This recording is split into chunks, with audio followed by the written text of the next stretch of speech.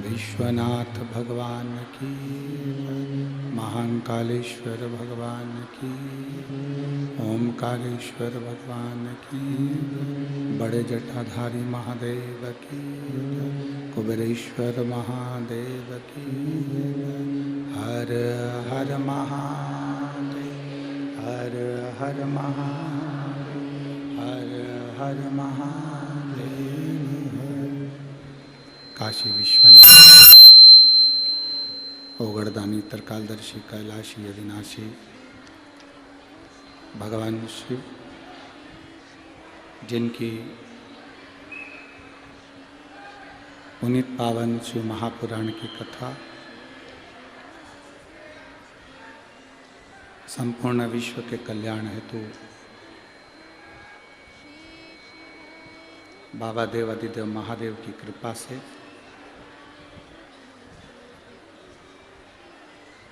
श्रवण करने का सौभाग्य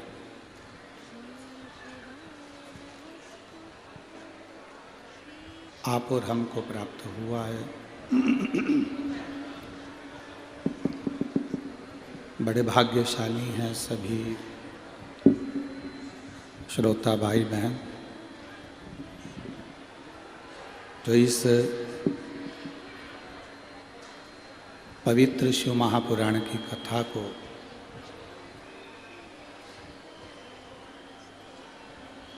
बड़े जटाधारी मंदिर पावन प्रांगण में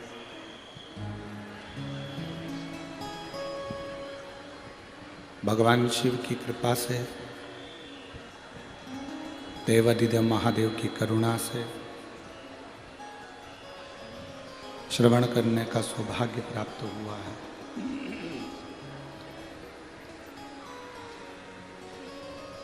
कथा मंडप में विराजमान सभी संत, साधु, गुरुजन, ब्राह्मण जन, तपस्वी जन, कथा के मुख्य यजमान के रूप में श्री बड़े जटाधारी महादेव जी, बड़नगरी फाटा की कृपा से श्री भरत नथु जी चौधरी, श्री जगदीश भरत जी चौधरी, श्री तुषार भरत जी चौधरी, चौधरी परिवार एवं संपूर्ण जलगांव के निवासी इस कथा के मुख्य यजमान हैं। एक बार सभी के लिए जोरदार ताली बजाकर स्वागत, वंदन, अभिनंदन। जो भगवान शिव की कृपा से, करुणा से, उनकी उदारता से, उनकी दया से आप और हम भगवान शिव की अविरल भक्ति प्रदान करने वाली शिव महापुराण की कथा को श्रवण कर रहे हैं। गला पकड़ रहा है।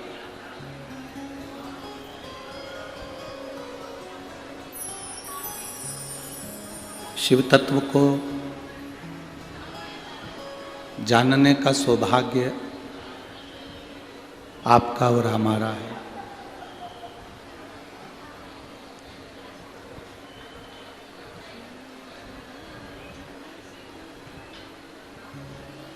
एक होती है डायरी जिसमें लोग नाम लिख लेते हैं।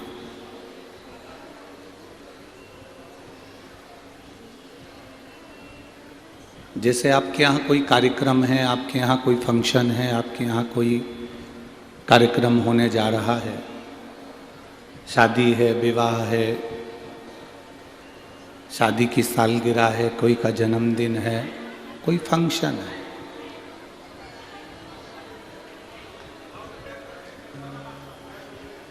तो एक डायरी होती है जिस डायरी में लोग नाम लिख लेते हैं कि किस किस को बुलाना है।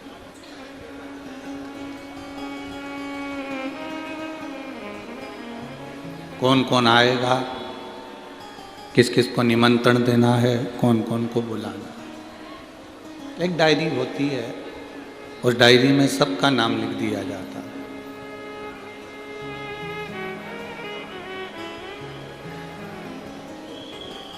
पर कुछ लोगों के नाम डायरी में नहीं लिखते, क्योंकि उनका जो नाम है वो आपके स्मरण में रहता है।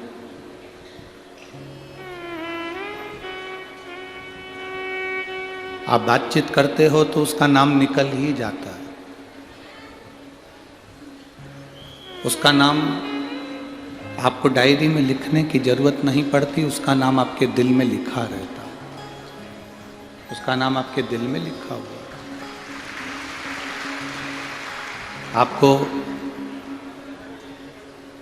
कोई कोई का नाम ऐसा होता है कि उसको डायरी में नहीं लिखते।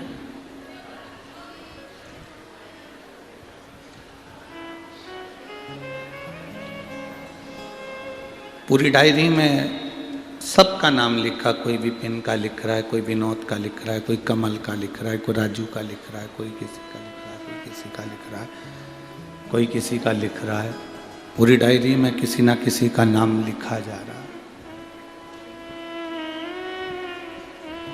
पर कुछ नाम ऐसे होते हैं जो आपके दिल में होते हैं, तो उसको लिखने की जरूरत नहीं पड़ती, डायरेक्ट पत्रिका पे लिख देते हो, उसको निमंत्रण दे देते हो, उसको बुला लाते हो, उसका निमंत्रण दिया और बुला लाते।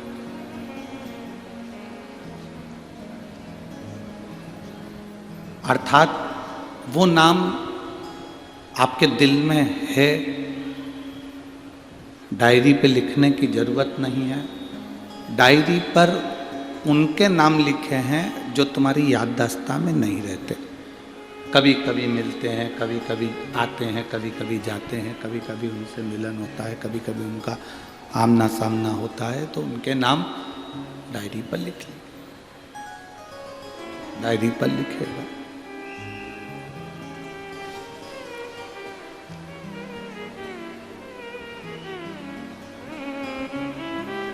एक नाम डायरी पर लिखा और एक नाम दिल में लिखा हुआ है कि इसको बुलाना है, उसको डायरी में नहीं लिखना, दिल से। उसी तरह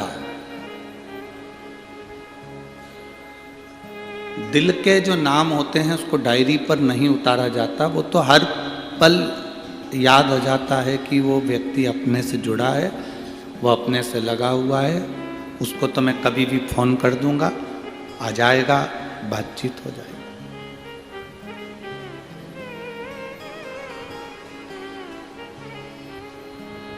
देवताओं के पास में भी एक डायरी है, उस डायरी में नाम लिखे जाते हैं। ब्रह्मा जी की भी एक डायरी है, भगवान विष्णु की भी एक डायरी है, डीले कम कर दो। भगवान ब्रह्मा के पास एक डायरी है, भगवान विष्णु के पास एक डायरी है, चित्रगुप्त महाराज जी के पास एक डायरी है, धर्मराज के पास एक डायरी है, विधाता के पास में एक डायरी है। सबके पास में स्वयं गणेश जी महाराज भी एक डायरी अपने पास में रखते हैं। माँ जगतजननी माता सरस्वती भी एक डायरी अपने पास रखती है। माँ गायत्री भी अपने पास में एक ना एक डायरी रखती है।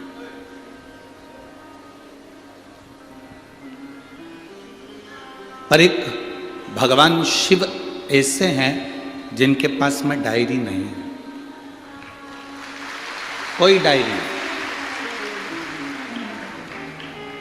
जो डायरी को अपने पास रखते हैं वो देव कहलाते हैं, जो अपने भक्तों को दिल में रखते हैं वो महादेव कहलाते हैं।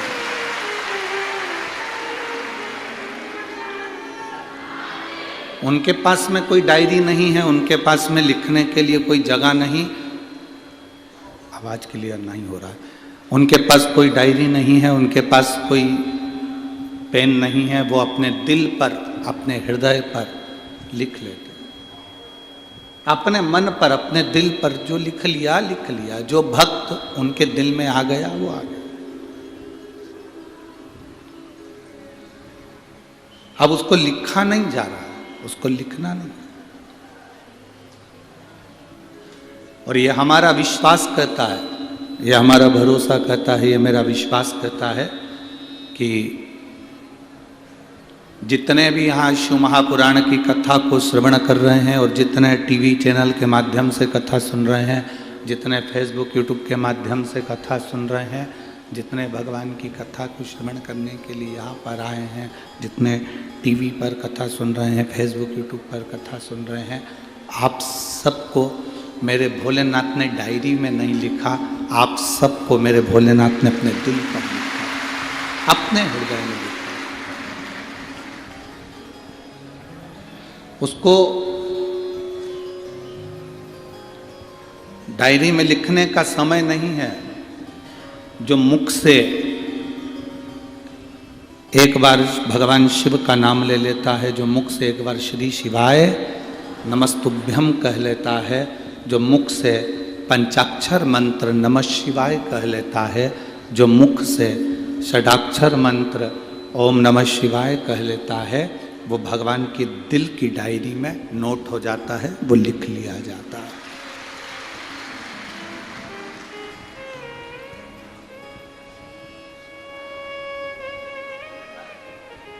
फिर वो शिव का हो गया, शिव उसके हो गए।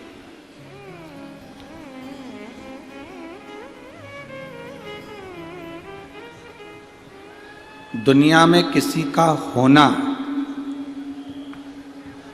सरल है। शिव महापुराण की कथा कहती है, दुनिया में किसी का होना सरल है। आप किसी के हो सकते हो। आपने कह दिया मैं तो तुम्हारा हूं, मैं तो उनका हूं, मैं तो उनका हूं, मैं तो उनका हूं। दुनिया में किसी का होना सरल है, पर शिव महापुराण की कथा कहती है दुनिया में किसी को अपना बनाना कठिन है, वो बहुत कठिन। अब आपने करा क्या? ये शिव महापुराण के माध्यम से आप क्या कर रहे हो? शिव महापुराण के माध्यम से आप देवाधिदेव महादेव को अपना बना रहे हो, भगवान शिव को अपना बना रहे हो। भगवान ओगरदानी को आप अपना बनाने का प्रयास कर रहे हो। एक शिव महापुराण में कामदेश के राजा का बड़ा सुंदर चरित्र कहा गया।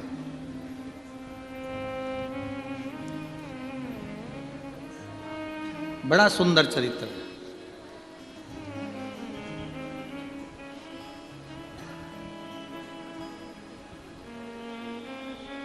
कामदेव का राजा था, शिव महापुराण में उसका नाम आता है सुदक्षण।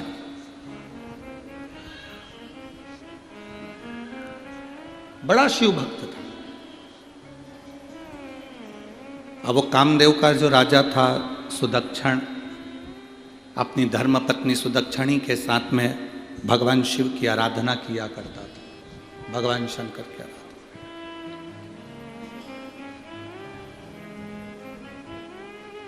उसका एक नियम सबसे ज्यादा प्रबल था, सबसे भारी उसका एक नियम था कि वो कोई उसके दरवाजे पर, अगर राजा के दरवाजे पर कोई न्याय मांगने आता था या कोई भिक्षा मांगने आता था या उसके दरवाजे पर कुछ मांगने आता था, तो पहले वो सुदक्षण उससे 108 बार भगवान शंकर का नाम मुख से निकलवाता था। कल आपको कथा में कहा था, डीले कम कर दे बाबू, कल आपको कथा में कहा था कि कोई आपके दरवाजे पर मेहमान आया, आपके दरवाजे पर कोई अतिथि आया, आपने उसको चाय पिलाई, मेहमान को भोजन कराया, ठंडा मीठा जो भी खिलाना था खिलाया। बाद में वो मेहमान खा पी कर सोकर आराम कर कर 2 दिन में 3 दिन में चला गया। पर उस मेहमान ने आपके घर में जाकर शिवालय का दर्शन नहीं किया, तो उस मेहमान का आना बेकार है और आपका मेहमान के प्रति जो रुझान है वो भी बेकार।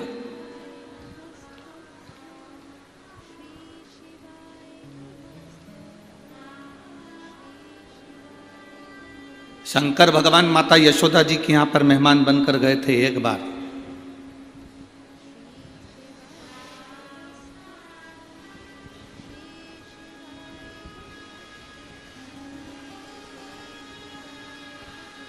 वो कहे श्री कृष्ण के दर्शन करने चले सदा शिव गोकुल, गली गली में शोर मचाए चले सदा शिव। क्या मांगने के लिए गए? भगवान कृष्ण का दर्शन। मेहमान आए और तुम्हारे दरवाजे पर आकर के कि हमें भगवान का दर्शन करा दो, तो समझ लो कि मेहमान भी सार्थक है और तुम्हारा घर भी सार्थक है, ये दोनों सार्थक है।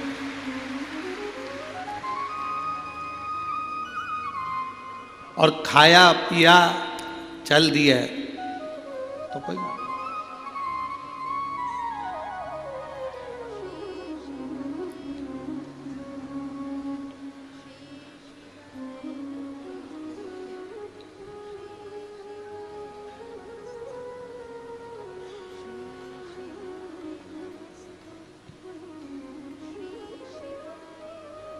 कई लोग आते हैं हमारे पास में फोटो लेकर, गुरुजी हम लड़की देखकर आए हैं, 10 लोग गए थे, लड़की देखकर आए, लड़के के लिए बहुत अच्छी है, व्यवहारिक है, गुरुदेव परिवार अच्छा है।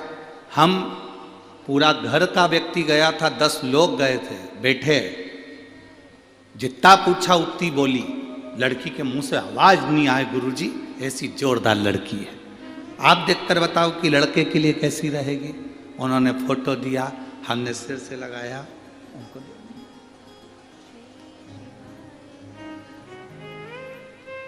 10 लोग गए, एक शब्द नहीं बोली गुरुजी, इतनी सुशील लड़की है। हमने कहा अभी नहीं बोली है, जब वो बोलेगी तो तू भी डोलेगी, अभी काहे बोलेगी? अभी तो शादी ब्याह करना है, उसको भी मालूम है कि संबंध करना है तो थोड़ा मुख को दबा कर रखना पड़ेगा, कम बोलना पड़ेगा।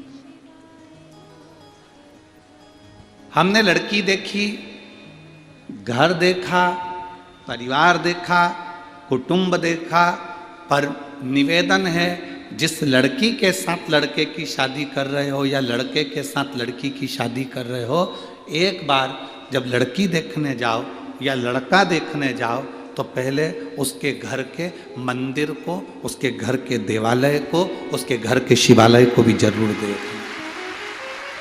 उसके घर के देवालय शिवालय को भी देखो कि वो सेवा करती कि नहीं करती, भजन के प्रति उसका भाव है कि नहीं।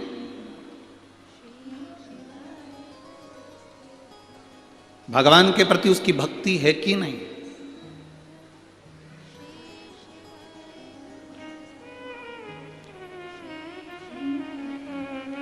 उसका भाव प्रबल है कि नहीं, ये उसके भीतर होना चाहिए। भक्ति का भाव अगर जागृत नहीं होगा तो जीवन का कोई सुख नहीं।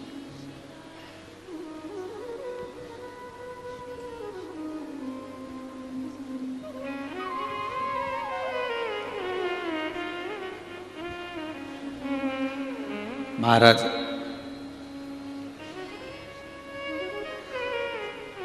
एक कह देना, कर लेना अलग बात है, सास बहू से कहे कि तू ये सोमवार का व्रत कर ले, पशुपति व्रत कर ले, सास के कहने पर बहू करे, वो एक अलग बात है। बहू के अंदर पशुपति व्रत के प्रति भाव जागृत हो जाए और जब वो व्रत करे, वो एक अलग बात है। फिर महादेव सुनता ही है,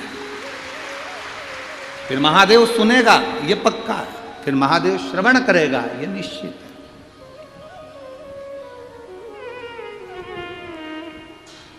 आप डांट रहे हो बेटों को, तो ये कर ले, माता पिता को प्रणाम करा कर, गुरु जी को प्रणाम करा कर, यहाँ जाया कर, मंदिर जाया कर। आप डांट डांट कर बच्चों को अगर मंदिर भेज रहे हो, डांट डांट कर आप कथा में ला रहे हो, डांट डांट कर आप कहीं लेकर जा रहे हो, तो वो बहुत दिनों तक टिकने वाला नहीं है। वो भजन बहुत दिन तक नहीं टिकेगा। आप में से कितने लोग हैं जिनके पास में जगदीश चौधरी जी गए हों, या उनके भाई तुषार जी गए हों, या भरत जी गए हों, और उन्होंने आपसे मार ठोक के कहा हो कि नहीं, तुम्हें कथा सुनना ही पड़ेगा? किसी को मार ठोक के कहा कि कथा में जाना पड़ेगा? कथा सुनने तो तुमको आना ही पड़ेगा, चाहे कुछ भी हो जाए। सियोर वाला मारा जा रहा है, तुम्हें तो आना ही पड़ेगा। ना ना ना, शिव महापुराण की कथा कहती है, मार ठोक कर अगर किसी को बदला तो क्या बदला, वो बदलाव बहुत समय तक नहीं चलता, फिर वो बदलाव हो ही नहीं पाता, वो बदलाव नहीं हो पाता। भय दिखाकर, डर दिखाकर किसी को बदला तो वो बदलाव नहीं होगा।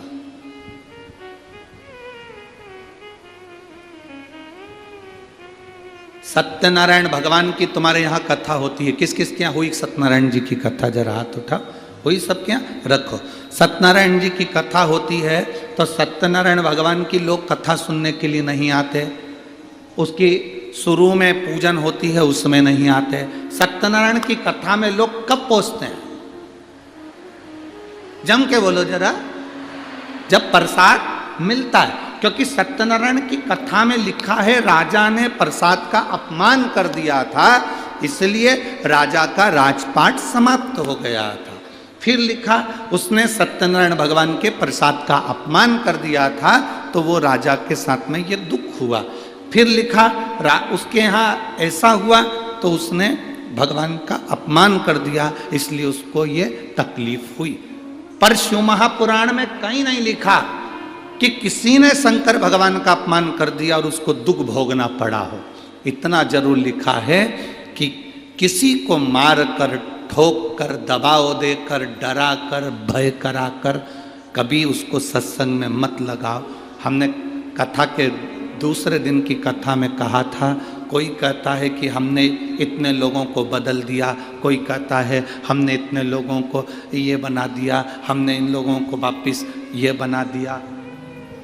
हमने एक बात कही थी, चोटे को तुम कितना भी धर्म बदलवा लो, चोर का कितना भी बदलवा लो, वो चोटा की चोटा ही रहेगा, वो कभी छूटेगा।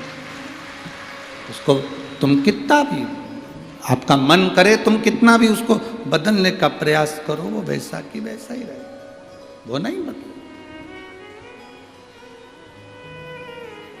शिव महापुराण में इतने सालों से आप लोग कथा सुन रहे हो, टीवी पर, आस्था चैनल पर, मोबाइल पर, फेसबुक पर, यूट्यूब पर। कभी हमने इस व्यासपीठ से ये नहीं कहा होगा कि आप नरक चले। हमने नरक शब्द यूज ही नहीं करा। हमने ये भी नहीं बोला कि तुम कथा सुनोगे तो बैकुंठ चले जाओगे। जो गए वो आज तक बताने नहीं आए कि हम बैकुंठ में हैं कि नरक में हैं।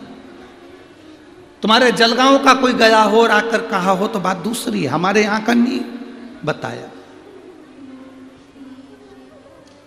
ना हम कभी कहते हैं कि तुम बैकुंठ जाओगे, ना हम कभी तुमसे कहते हैं कि तुम नरक जाओगे।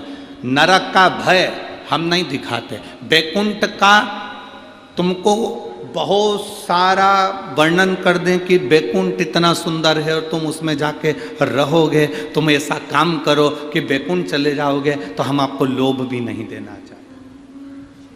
ना हम आपको भय देंगे, ना हम आपको लोभ देंगे, पर इतना जरूर कहेंगे कि एक लोटा जल अगर शिव जी को चढ़ाओगे तो तुम्हारी जो ये जिंदगी आज चल रही है, ये जिंदगी सही से चलेगी और आप शिव भक्ति को पाओगे, शिव को प्राप्त करो। भय नहीं दिखाया कभी भी, इस व्यासपीठ से हमने ये लोभ नहीं दिखाया कि तुम बैकुंठ चले जाओगे या तुम अच्छा काम करोगे तो तुम ये ना, तुम अपनी जिंदगी सुधार लो।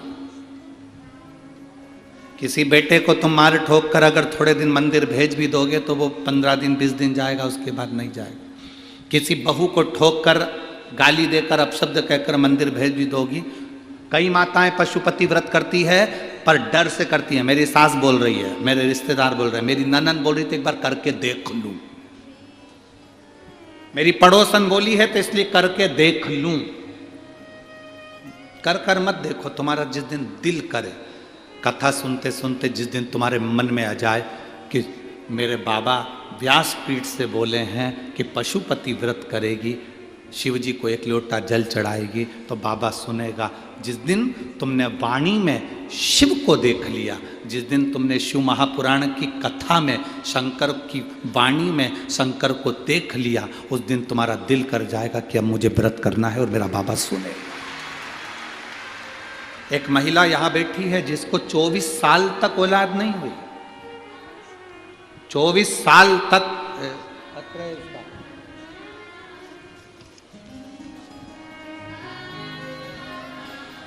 मैं वैशाली जगदीश पाटिल, जगदीश गुलाबराव पाटिल, गांव दहीवद, तहसील सिरपुर, जिला धूलिया। बाबा कहीं बैठी हैं क्या? कहीं बैठी हो तो हाथ हिला सकती है। अगर कहीं बैठी हो तो हाथ हिला सकती हैं। मैं वैशाली जगदीश पाटिल, पत्र आप लोग टीवी पर पढ़ सकते हैं। मैं जगदीश, वैशाली जगदीश पाटिल, जगदीश गुलाबराव पाटिल, गांव दहीवद, तहसील सिरपुर, जिला धूलिया। गुरुजी, मेरे भोले बाबा का मैं क्या गुणगान करूं। हमारी शादी को 24 साल हो गए थे। कहीं बैठी हो तो हाथ हिला सकती हैं। बच्चा लाई है क्या साथ में? लाई है बच्चे को? लिया।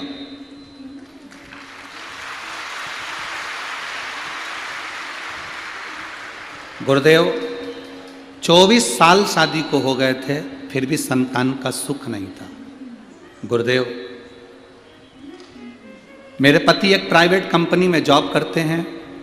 फिर एक दिन मेरी सहेलियों ने बात करते करते कह दिया कि तू आस्था चैनल पर कथा सुना कर।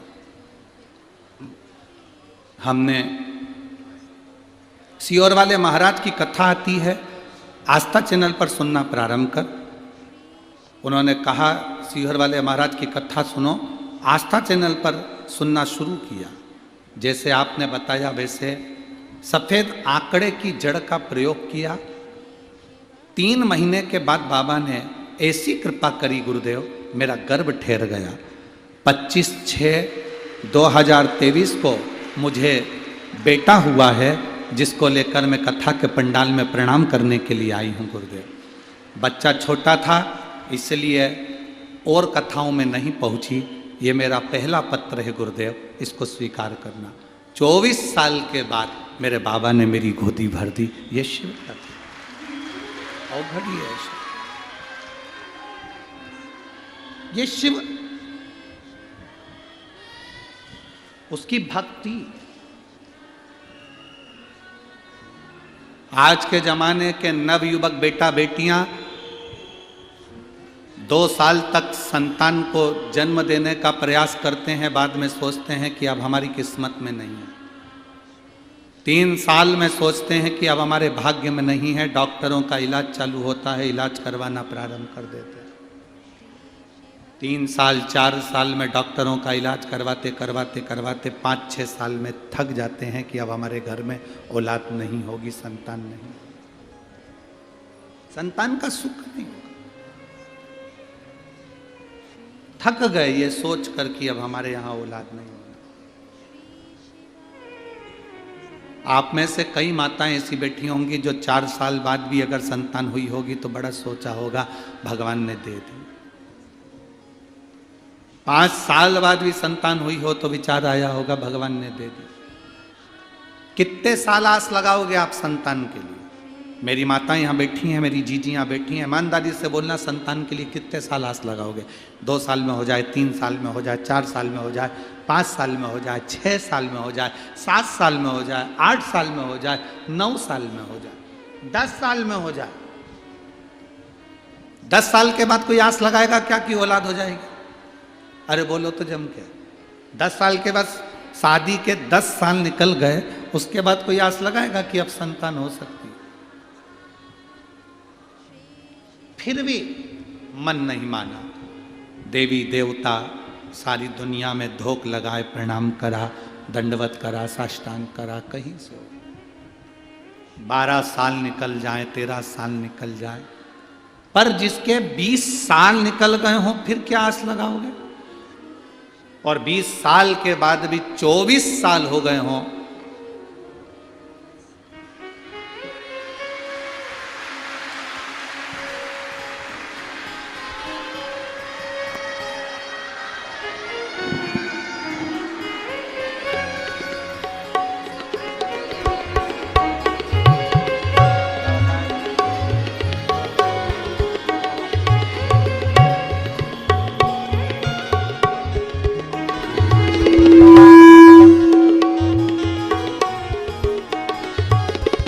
तो 24 साल के बाद बाबा ने दिया, 24 वर्ष में। एक जब सब जगह से आस समाप्त हो जाए, सब दूर से जब थक जाओ, सब अपने विश्वास से मत थकना, अपने भरोसे से मत थकना, अपनी दृढ़ता से मत थकना। भरोसा नहीं टूटना चाहिए तुम्हारा, विश्वास नहीं छूटना चाहिए तुम्हारा। इस व्यासपीठ ने ना तो कभी आपको डराया कि आप नरक चले जाओगे, इस व्यासपीठ ने ना कभी आपसे कहा कि आप मरने के बाद बैकुंठ चले जाओगे। इस व्यासपीठ ने हमेशा एक ही बात कही कि जैसा कर्म करोगे वैसा फल भोगोगे, जैसा कर्म करोगे वैसा फल। मत बुरे कर्म कर बंदे वरना पछताएगा, भगवान की आंखों से तू बच नहीं पाएगा, तू बच नहीं पाएगा। अरे ओ अज्ञानी मत करना, अरे ओ अज्ञानी मत करना। तेरे कर्म का फल भी तू ही पाएगा, जैसा किया तूने तेरे आगे आएगा। मत बुरे कर्म कर बंदे वरना पछताएगा, भगवान की आंखों से तू बच नहीं पाएगा, तू बच नहीं पाएगा। बस शिव कथा कहती है आपकी दृढ़ता, आपका भरोसा छूटे ना। कई माताएं पशुपति व्रत कर लेती हैं किसी के कहने पर, बाद में उनका काम नहीं होता तो वो कहती हैं हमने करा था, हमारा तो हुआ ही नहीं। कारण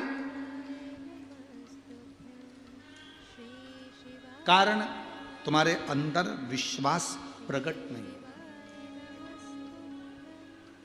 तुम्हारे अंदर भरोसा प्रकट नहीं।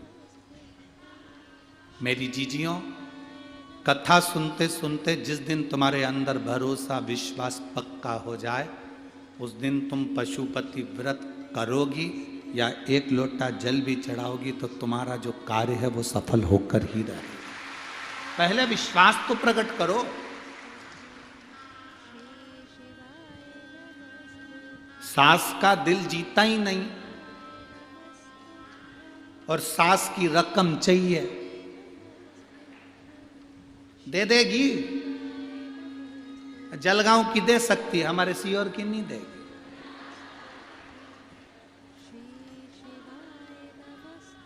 सास का दिल ही नहीं जीता, सास का आदर नहीं कर रही, सम्मान नहीं कर रही, उसको माँ की तरह मान नहीं रही, उसको आदर नहीं दे रही, सम्मान नहीं कर रही, सत्कार नहीं कर रही, और आस लगा कर बैठी है कि मेरी सास मुझे रकम दे दे। पहले दिल तो जीतो, सास के प्रति विश्वास तो जीतो कि मेरी सास मुझे प्रेम करती है, मेरी सास मुझे आदर देती है, मैं भी अपनी सास को आदर दूं। ये भीतर का जब प्रेम प्रबल हो जाएगा तब रोम रोम संत हो जाएगा, सास तुम्हें तिजोरी की चाबी दे देगी। भरोसा ही नहीं जीते तुम तो अब यार, और तुमने चालू कर दिया कि सास हमें सोने की रकम दे, सास हमको ये दे, सास हमको वो दे। ना ना ना ना, है? जलगांव की सास दे सकती है, सीहोर की सास नहीं देगी।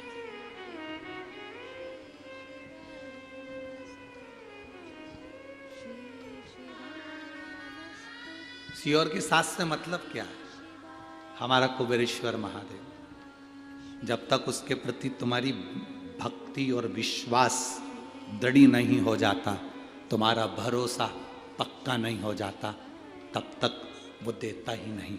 जिस दिन भरोसा हो गया तो सब लुटा देता है। जिस दिन भरोसा पक्का हो गया, दृढ़ता पक्की हो गई, उसने दे दी।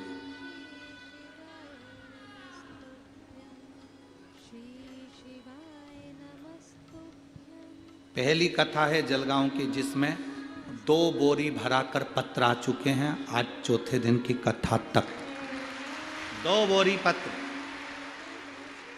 क्या दिया उन 2 बोरी पत्र में? पढ़ना, कभी तुम्हें फुर्सत मिले तो बैठ जाना और पढ़ना उसमें कि बाबा ने क्या दिया। विश्वास जिसका जागा, भरोसा जिसका जागा,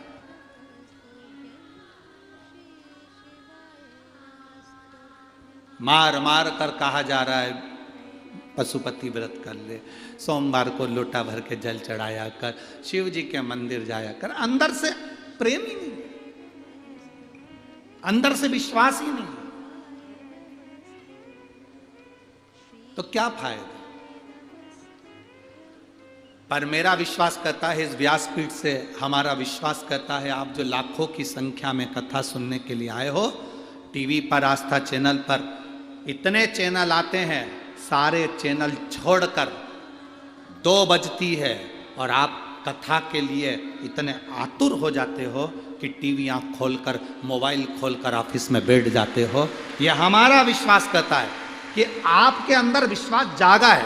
आपके अंदर विश्वास जागा है मतलब आप यहाँ से कथा सुनकर जाओगे, दिल से प्रार्थना कर कर जाओगे, तो तुम्हारे अंदर जो विश्वास जागा है, तुमने बाबा से जो झोली पसार कर मांगा है, ये विश्वास करता है कि अगली कथा जहाँ होगी वहाँ तुम्हारा भी लेटर, तुम्हारा भी पत्र वहाँ पर होगा। ये निश्चितता है, ये भरोसा।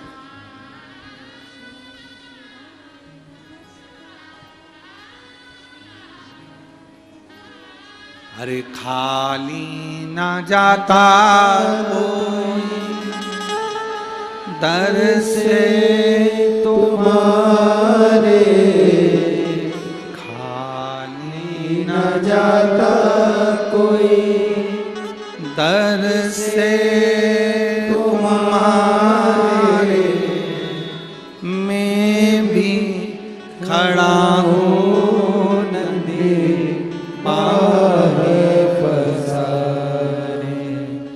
अपने हृदय से लगा लो, लगा लो, गिरा जा रहा हूँ, उठा लो,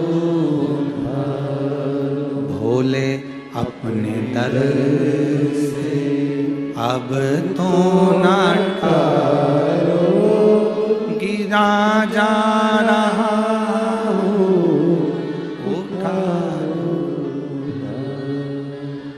शिव कथा कह रही है, भगवान ओगढ़दानी का संवाद कर, शिव महापुराण की कथा कर।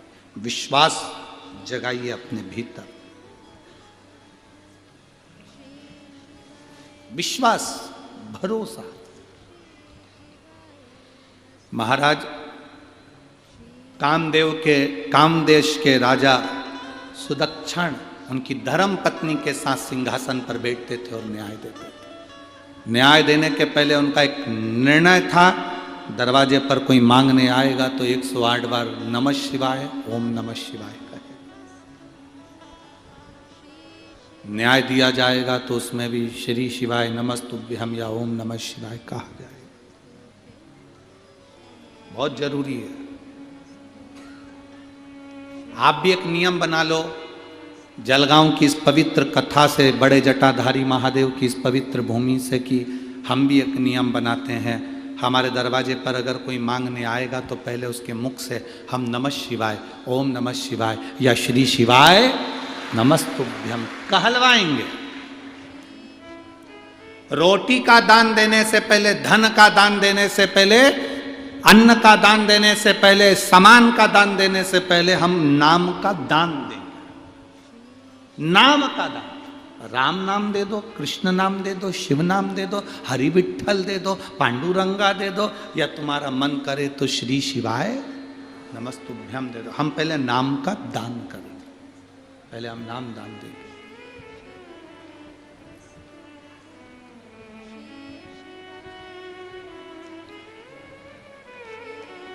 क्यों?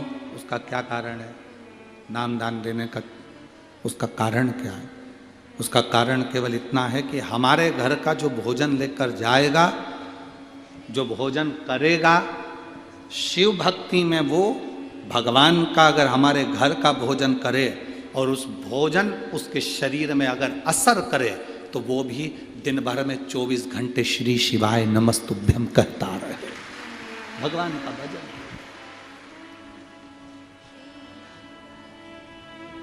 अभी एक महिला की वीडियो जलगांव की चल रही है। अब कौन महिला है हमें तो नहीं मालूम, पर उस महिला की वीडियो सोशल मीडिया पर चल रही है। वो एक छोटा सा माइक यहाँ कसी हुई है, यहाँ पर उसने माइक कस रखा है और यहाँ से उसने एक वो माइक लगा रखा है। उसके पास में एक झोले में टॉफियाँ हैं, शायद आप लोगों में से कोई से मिली होगी या आप लोगों ने भी देखा होगा।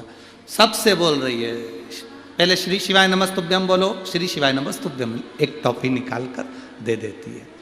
श्री शिवाय नमस्तुभ्यम, एक टॉफी निकाल कर दे देती है। आपने देखा है क्या उसको? अरे बोलो तो जम के।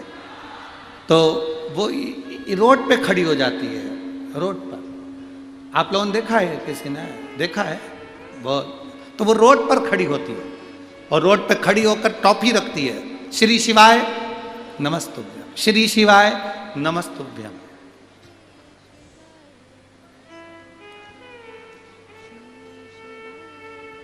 जब सोशल मीडिया पर वो वीडियो चली तब हमने हमारे बच्चों को भेजकर पूछवाया, जरा पता करो कि वो कितनी टॉफी देती है, कितनी टॉफी। तो प्रतिदिन 1008 टॉफी वो लेकर चलती है प्रतिदिन।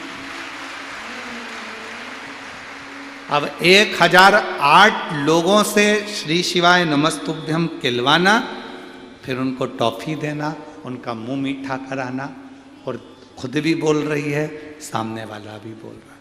कुछ लोग बाजू में से जा रहे होंगे तो वो भी सुन रहे हैं। पुण्य कितना, क्या उसका फल खाली हो सकता है?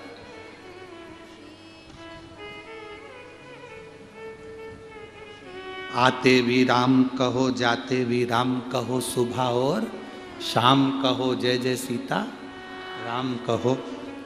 क्या भजन जो हम कर रहे हैं, मंत्र जाप जो हम कर रहे हैं, नाम जाप जो हम कर रहे हैं, वो खाली जा सकता है? नहीं। आज मंदिरों में लोगों ने लिख दिया दरवाजे पर श्री शिवाय नमस्तुभ्यम। आप बड़ा जटाधारी का मंदिर का दर्शन करने जाना, उसके भी दरवाजे पर लिखा हुआ है श्री शिवाय नमस्तुभ्यम। कोई पढ़ेगा, उसकी आंखों से वो अंदर जाएगा। कोई बोलेगा तो सुनकर वो अंदर प्रवेश करे। उसका फल हमारे लिए है, उसका फल हमारे लिए है।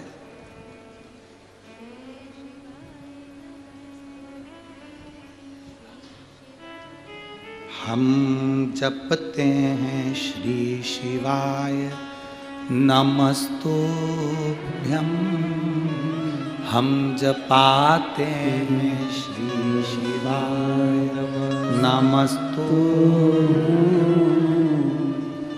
हम जपते हैं श्री शिवाय नमस्तुभ्यं, हम जपाते हैं नमस्तुभ्यं, सार दुनिया का श्री शिवाय नमस्तुभ्यं, सार दुनिया का श्री शिवाय नमस्तुभ्यं, हम जपते हैं श्री शिवाय नमस्तुभ्यं, हम जपाते हैं श्री शिवाय नमस्तुभ्यं। हम शिव को हर पल नमन कर रहे हैं। श्री शिवाय नमस्तुभ्यं का मतलब है शिव तुमको नमन है, तुम्हें नमस्कार है।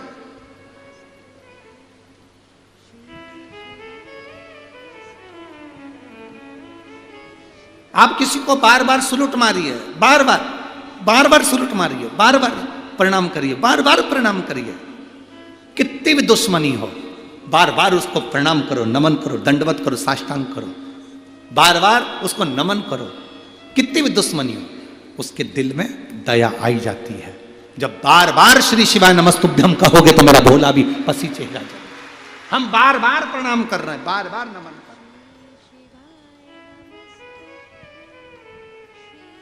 शिव महापुराण किस किस के घर में है? आप लोगों में से कितने लोग हैं जिन्होंने शिव पुराण पढ़ी है? शिव महापुराण की विद्येश्वर संहिता में लिखा है, जो एक बार मुख से श्री शिवाय नमस्तुभ्यं कह देता है, उसके मुख का मात्र दर्शन कर लो तो अश्वमेध यज्ञ का फल प्राप्त हो जाता है। विद्येश्वर संहिता में शिव महापुराण के अंतर्गत लिखा, मात्र मुख का दर्शन करने वाले को भी कोटि कोटि पुण्य फल प्राप्त हो जाता है। अब कामदेश के राजा सुदक्षण अपनी धर्म पत्नी सुदक्षिणी के साथ बैठे हैं। न्याय करने से पहले 108 बार भगवान का नाम लिवाते। तुम्हारा न्याय होगा, पहले मंत्र बोलो, बोलो नमः शिवाय, बोलो ओम नमः शिवाय, बोलो श्री शिवाय नमस्तुभ्यं, तो न्याय होगा, निश्चित है। दान मांगने आयो, हम दान देंगे। अंदर से आटे की कटोरी भर कर लाओ, या चावल देने जाओ, या कुछ देने जाओ, तो उससे पहले महाराज जी श्री शिवाय नमस्तुभ्यं। महाराज जी को क्या हो गया, ये क्या बोल रहे हो? बोलो श्री शिवाय नमस्तुभ्यं।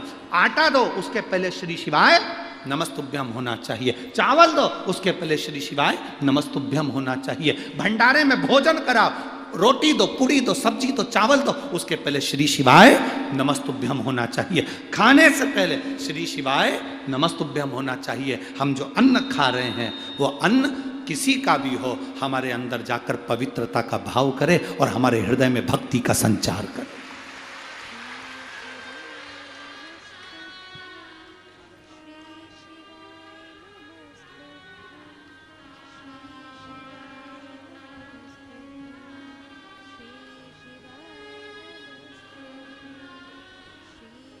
अवश्य पाए।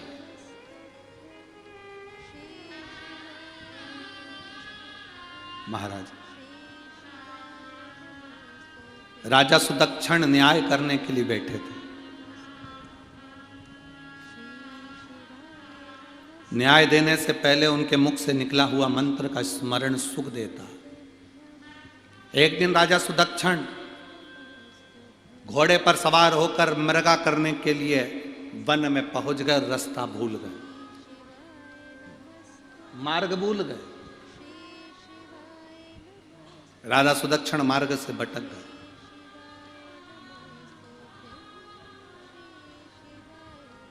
पर भीतर में जो मंत्र भरा हुआ था वो मंत्र डूबने नहीं देता।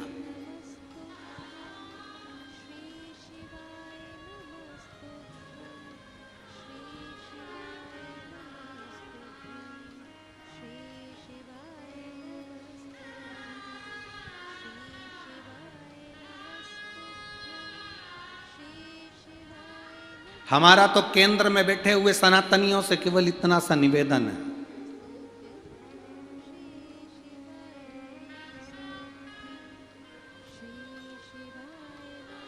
केंद्र में जितने सनातन धर्म के राजनेता सत्ताधारी बैठे हैं उनसे केवल एक ही निवेदन करेंगे, जब आने वाले समय में पूर्ण आनंद के साथ आप विराजमान हो जाएं, तब अपने स्कूलों की पढ़ाई में भारत के पाठ्यक्रम में रामायण, महाभारत, गीता इनको जोड़ देना चाहिए। भारत के पाठ्यक्रम में छोटे छोटे बच्चों के दिल में राम कृष्ण, क्योंकि हमने जो पढ़ा, आपने भी पढ़ा होगा, हमने भी पढ़ा, हमने जो पढ़ा केवल ये पढ़ा औरंगजेब कौन था, बाबर कौन था, हमने जो पढ़ा वो हमने केवल उनको पढ़ा। आने वाले भारतीय पाठ्यक्रम में, भारत की इस विद्या में रामायण, गीता और महाभारत होना चाहिए, जिससे नवयुवक बच्चे पढ़कर विद्वत हो कि कृष्ण कौन है, राम कौन है, भगवान राम का आनंद क्या है, वन जाने पर उन्होंने किससे मिलन किया, शबरी के दरवाजे पर बैठकर झूठा बेर खाया, यह पाठ्यक्रम में होना चाहिए। छोटे छोटे बच्चों के हृदय में वो चीज पहुंचना चाहिए। पाठ्यक्रम में पहले जब हम छोटे थे उस समय पर लिखने को आता था गाय का निबंध।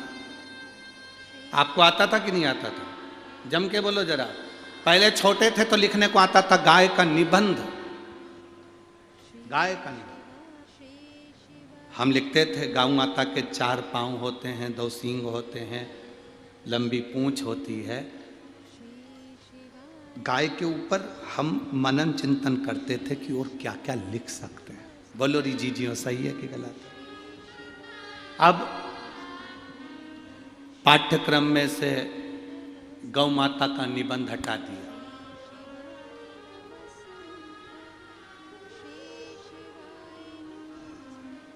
दूसरा निबंध लिखो, मैडम हेरी का निबंध लिखो। फिर लिखा चार्ली का निबंध लिखो। फिर उसका निबंध लिखो। कोई राजनेता का निबंध लिखो, कोई सत्ताधारी का निबंध लिखो। कोई राजनेता का निबंध लिखवा रहा है, कोई सत्ताधारी का निबंध लिखवा रहा है, कोई किसी का निबंध लिखवा रहा है। हमारी गौ माता को सो पाठ्यक्रम में से निकाल कर बाहर कर दिया। पहले छोटा छोटा बच्चा जब गौ माता का निबंध लिखता था तो गाय के प्रति प्रेम जागृत होता था, तो दरवाजे पर आई हुई गाय को एक रोटी देकर भेजता था। अब वो प्रेम जागृत नहीं है। अब हम कह रहे हैं गौ माता की रक्षा करो, बच्चों से कह रहे हैं गौ माता की रक्षा करो, गौ माता की सेवा करो। बच्चों के अंदर से फीलिंग ही नहीं आ रही है। कुत्ते के प्रति फीलिंग आ रही है, पर गाय के प्रति बच्चों के अंदर फीलिंग नहीं आ रही है। बिल्ली के प्रति, कैट के प्रति, डॉग के प्रति उनकी फीलिंग आ रही है, पर गौ माता के प्रति फीलिंग नहीं आ रही। उन्होंने तो सोच लिया गाय दूध देती है, बस अपने यही काम में आती है, और गाय दूध देना बंद कर दे तो घर से निकाल दे। मैं पूरे महाराष्ट्र को धन्यवाद देता हूं कि आपके यहां साल में एक बार बेल की पूजन होती है, जिसको पोला कहते हैं। आज भी भले ट्रैक्टर आ गए, फसल बोने के लिए ट्रैक्टर काम कर रहे हैं, ट्राली आ गई, गाड़ी आ गई, सब कुछ आ गया, पर महाराष्ट्र की पवित्र भूमि पर इसलिए कहते जय महाराष्ट्र। इसलिए कहते जय महाराष्ट्र क्योंकि महाराष्ट्र की पवित्र भूमि पर पोला के दिन बेल की पूजन होती है, बेल को खड़ा कर कर पूजा जाता है। आज भी किसान भले ट्रैक्टर रख लेगा, किसान ट्राली रख लेगा, पर वो बेल जरूर रखता है, क्योंकि हमारे घर की पूंजी है ये नंदी, ये बेल, ये धर्म का प्रतीक है, इसकी पूजन होना चाहिए।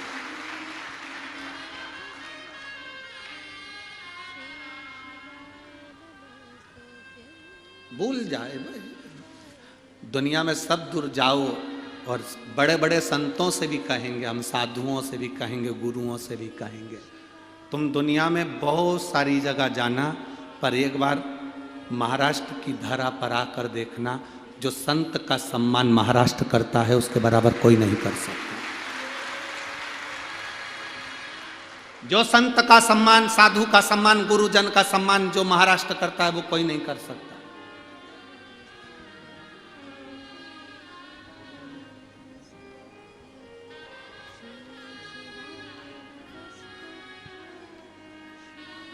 छोटे छोटे गांव में चले जाओ तो मांगने वाला जो कपड़े भी बदल कर मांगने आ जाता है तो गांव के लोग उसके भी पांव पड़ लेते हैं, बाबा जी आए हैं, बाबा जी।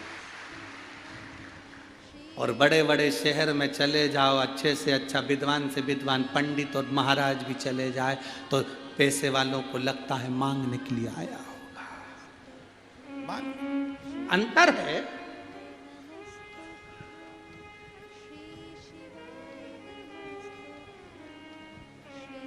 शहर में संत को भी मंगता समझा जाता है और गांव में मंगते को भी संत समझा जाता है। ये रीति है, ये रीत है।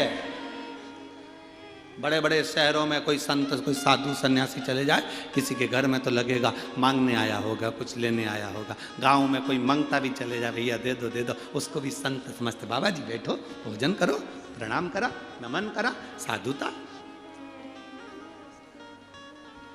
क्योंकि ये महाराष्ट्र की पवित्र भूमि संतों की भूमि है। संत एकनाथ, संत ज्ञानेश्वर, संत तुकाराम, संत नामदेव, मुक्ताबाई, ये पवित्र भूमि कोई साधारण है? जिस भूमि पर संतों ने जन्म लेते रहे और इस पवित्र भूमि से ऐसा ज्ञान दिया कि दुनिया का कोई व्यक्ति उसको बस केवल धारण कर ले।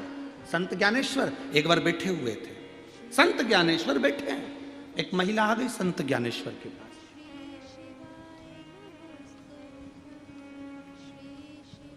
संत ज्ञानेश्वर जी के पास में एक महिला आई, आकर अपने बेटे को साथ में लेकर आई और संत ज्ञानेश्वर जी के पास में आकर बोली, बाबा जी, बाबा जी। बाबा जी बोले, क्या बात, क्या हुआ? मेरा बेटा जो खाता है वॉमिटिंग कर देता, उल्टी कर देता, पछता नहीं।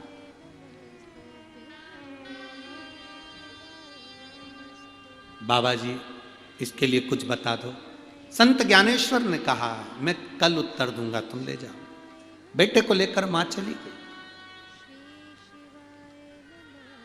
बेटे को लेकर मां गई। दूसरे दिन मां फिर आ गई, बाबा जी मेरा बेटा कुछ भी खाता है उल्टी करता है। संत ज्ञानेश्वर ने उस मां के बेटे को अपने पास में बुलाकर कहा, बाबू आप मीठा ज्यादा खाते हो, गुड़ ज्यादा खाते हो? उस बच्चे ने मुंडी हिलाकर कहा, हाँ गुरुजी मैं गुड़ ज्यादा खाता हूं। अब मत खाना हो, आज से गुड़ खाना बंद कर दे तू, अब तो नहीं खाएगा मीठा ज्यादा, क्योंकि तू मीठा ही मीठा खाता है तो तेरे शरीर में मिर्ची कोई काम नहीं कर रही, नमक काम नहीं कर रहा, अब तो नहीं खाएगा। नहीं, उसने मुंडी हिलाई। महिला को गुस्सा आ गया। महिला को गुस्सा यह आया कि बताओ, इतनी सी बात बोलना थी तो मैं कल आई थी जब ही बोल देते। जब इतनी सी बात मेरे बच्चे को बोलना था कि गुड़ मत खाओ, इतनी सी बात को बोलने के लिए दूसरे दिन बुलाने की जरूरत क्या थी? इतना पैसा लगा कर आई, पैदल चलकर इतनी दूर आई, बताओ इतने बड़े महात्मा जी हैं, बोलना ही था तो कल क्यों नहीं बोला? महिला के मन में ये बात पेट में दुख रही थी तो महिला ने कह दिया महाराज जी से, महाराज जी संत ज्ञानेश्वर बैठे थे और कहा, महाराज जी मुझे आपकी एक बात अच्छी नहीं लगी। संत ज्ञानेश्वर ने पूछा, कौन सी? ये बात आपने मेरे बच्चे से कहा कि गुड़ मत खाना, ये बात आप कल नहीं बोल सकते थे, मुझे आज बुलाया बोलने के लिए। संत ज्ञानेश्वर जी ने कहा महिला से, माँ तो कल जब बच्चे को लेकर आई थी ना, मेरे पास में कटोरा भर के गुड़ रखा हुआ था, मेरे पास में गुड़ रखा हुआ था और मैं तेरे बच्चे को खाने के लिए मना करता तो तेरे बच्चे के दिल में आता, गुरुजी खुद तो गुड़ खा रहे और मुझे मना कर। गुरुजी खुद तो गुड़ खा रहे और मुझे मना कर रहे। इसलिए संत ज्ञानेश्वर ने कहा, मां तेरे जाने के बाद कल से मैंने इस गुड़ का त्याग कर दिया था, क्योंकि मैं पहले छोड़ूंगा तब तो बच्चा छोड़ेगा, हम सुधरेंगे तब तो युग सुधरेगा। ये संत है महाराष्ट्र के, ये पवित्र भूमि के संत है, साधु है, सन्यासी, तपस्वी, साधक, उपासक। कोई साधारण है क्या? पहले खुद छोड़ो तब दूसरे को कहो।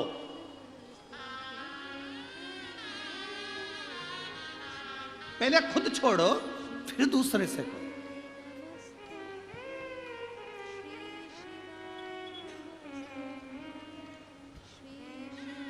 अपनी जिंदगी पर जो बीता होता है और शंकर ने जो दिया होता है वही आप लोगों के बीच में परोसा जाता है। हमने भी हमारी जिंदगी में बड़ा दुख देखा, हमारे पिताजी ने भी दुख देखा, माता ने भी दुख देखा। वो दुख देखते देखते जो शिव ने साथ दिया आपके सामने वो प्रस्तुत करते हैं। उस समय पर बाबा भोलेनाथ जब हमको साथ दे सकते हैं तो क्या आपको नहीं दे सकते? क्या आपको नहीं देंगे? पहले खुद भजन करो फिर दूसरे को प्रेरणा दो कि तुम भजन करो। घर की सास पहले पशुपति व्रत करे तब बहू को प्रेरणा दे। घर की सास पहले मंदिर जाकर एक लोटा जल चढ़ाए तब बच्चों को प्रेरणा दे कि मैं जाती हूँ चल मेरे साथ, मैं जाता हूँ चल मेरे साथ। घर का पिता पहले खुद मदिरा छोड़े तब बच्चे से कहे कि तू मदिरा मत पीना। घर का पिता पहले गुटखा छोड़े तब बच्चे से कहे कि तू गुटखा मत खाना। घर का पिता पहले सिगरेट बीड़ी छोड़े तब बच्चों से कहना कि सिगरेट बीड़ी मत पीना।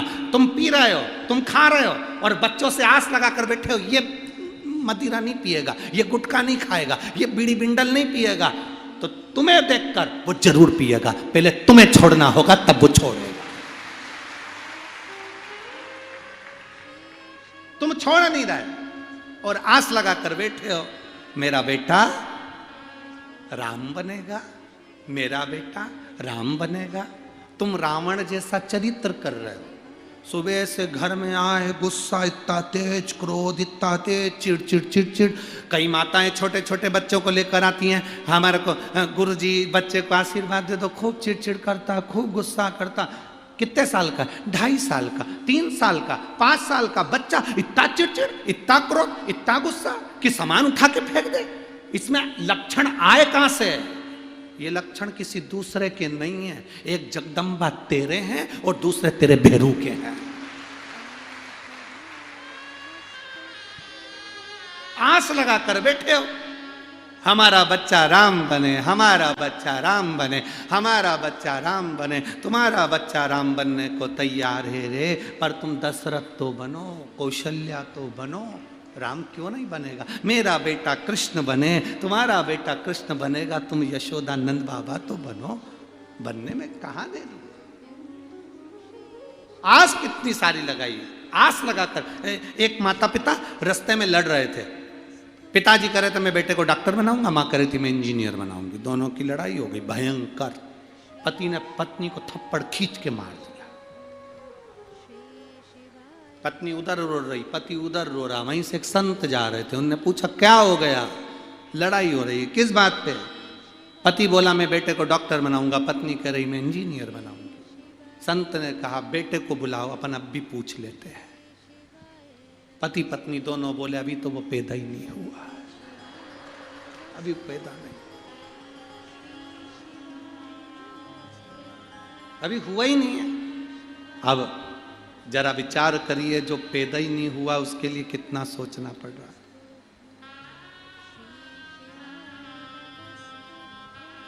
जो पैदा ही नहीं हुआ उसके लिए कितना सोचना। हम आस लगा कर बैठे हैं हमारा बच्चा राम बनेगा, हमारा बच्चा खूब ये करेगा वो करेगा। बच्चों से पूछा तो जाए क्या कर रहे हैं। आज के जमाने में जरा सा बच्चों को टोक दो, बच्चे गुस्से में लाल हो जाते हैं। ये गुस्सा आया कहां से? तुम्हारे पास से। जैसा देखेगा बच्चा वैसा करेगा।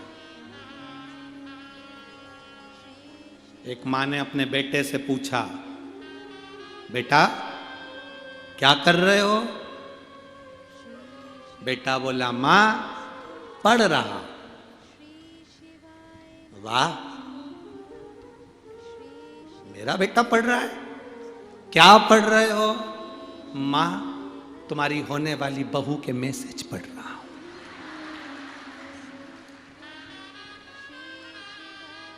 माँ धन धना के थप्पड़ लगाए। मैं समझी कि तू पढ़ाई कर रहा है, तू ये पढ़ रहा है।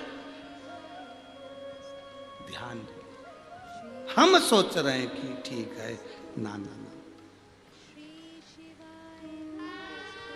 थोड़ा सा पाठ्यक्रम में हमारे भी भगवान की ये रामायण, गीता, महाभारत के कुछ संवाद हमारे भारत की पाठ्य किताबों में, पाठ्य पुस्तकों में होना चाहिए, जिससे आने वाली पीढ़ी हमारी सनातन धर्म की ओर प्रखर होती चली जाए।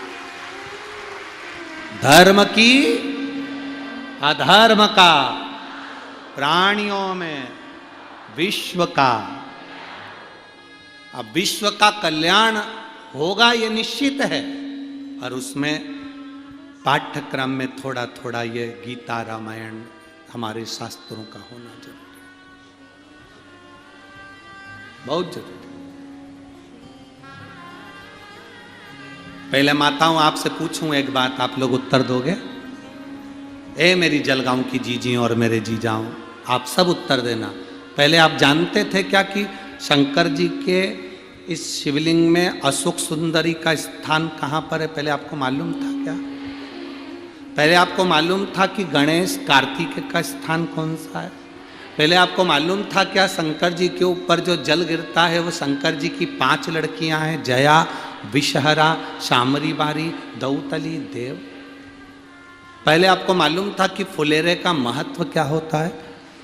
ये सब चीजें जब हम अध्ययन में आए, ये सब चीजें जब हमने पढ़ना प्रारंभ करा, हमारा अध्ययन करना प्रारंभ करा, तब हमको मालूम पड़ा कि अशोक सुंदरी का स्थान कौन सा है, 33 कोटि देवताओं का स्थान कौन सा है, कहाँ जया, विषहरा, सामरी बारी, दौतली देव का स्थान है, कहाँ गणेश जी और कार्तिकेय का स्थान है, कहाँ हम नहीं जानते थे कि वो पीला रोड के डिवाइडर पर जो पीला कनेर का फूल लगता है, क्या वो शिव जी को इतना प्रिय है? हम तो चले जाते थे थूकते हुए, मुंह में तंबाकू खाया, पीक दान जैसा रोडों पर थूकते हुए चले जाते थे। जब हमने कनेर के फूल का महत्व जाना तो पूरे डिवाइडर पर टार्च लेके फूल ढूंढते फिरे कि भगवान को चढ़ाना। महत्व को जिस दिन जान गए उस दिन हम फूल को ढूंढने चले, नहीं तो हमारी दृष्टि में तो ये फूल बेकार था, कोई काम का ही नहीं था।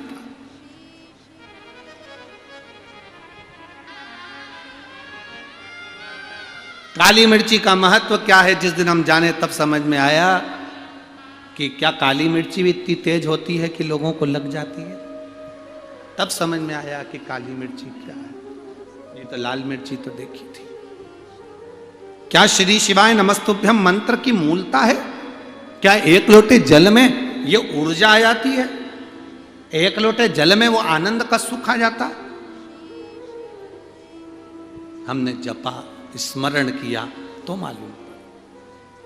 आज सबसे बड़ी प्रसन्नता की बात यह है, भारत की भूमि पर पूरे विश्व में, भारत में ही नहीं विदेश में भी आज प्रसन्नता इस बात की होती है कि लोग अब कहीं इधर उधर आडंबर में, ढोंग ढकोसले में कोई नहीं फंस रहा, सब शंकर जी के मंदिर में एक लोटा जल चढ़ाने जा रहे।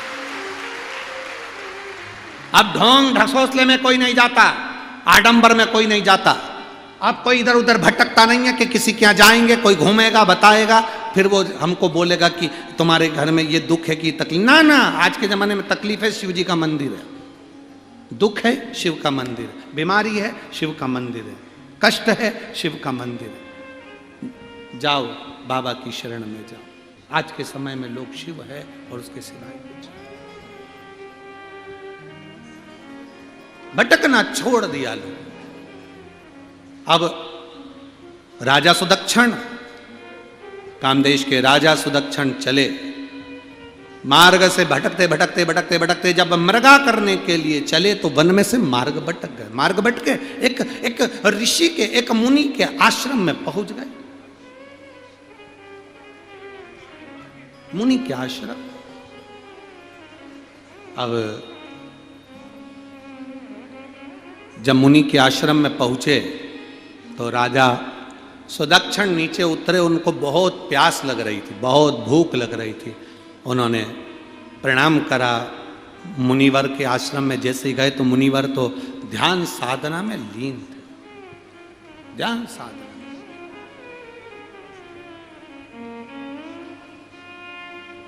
राजा का फर्ज है प्रणाम करो, नमन करो। जो राजा बनता है, जो राजा होता है, किसने क्या बोला, किसने क्या करा, किसने क्या कहा, राजा को उससे मतलब नहीं होता। एक बात अपनी जिंदगी में उतार कर रखना बहुत अच्छी। राजनीति के अंतर्गत कोई हारता है, कोई जीतता है। जब तुम राजा बनकर बैठ जाओ, जब तुम जीत जाओ, राजा बनकर सिंहासन पर बैठ गए, उस सिंहासन पर बैठने के बाद जब तक तुम सिंहासन पर नहीं बैठे थे, उस बीच में दौड़ में, उस दौड़ के अंतर्गत कोई कुछ कहे, कोई कुछ कहे, कोई कुछ कहे, कोई कुछ बोला, ध्यान से हटाकर राज सिंहासन पर बैठो। और जैसे बच्चा होता है, बच्चा थोड़ी देर में भूल जाता है कि मेरी किससे लड़ाई हुई थी, बच्चा थोड़ी देर में भूल जाता है कि मेरा किससे झगड़ा हुआ था। सिंहासन पर बैठने के बाद जब तुम जीत जाओ और सिंहासन पर बैठ जाओ, तो तुम्हें भी यह भूल जाना चाहिए कि कौन ने मेरा साथ दिया था कि नहीं दिया था। दिया ना दिया उसका, कि मेरा साथ इसने नहीं दिया, इसने मुझे गाली दी, अपशब्द कहा, ताने दिया, आड़ा टेढ़ा, ना ना, हम राज सिंहासन पर बैठे हैं, हमारी सत्ता पर बैठे। अब हमें विचार नहीं करना। प्रजा सब तुम्हारी है, जितनी प्रजा है वो तुम्हारी है।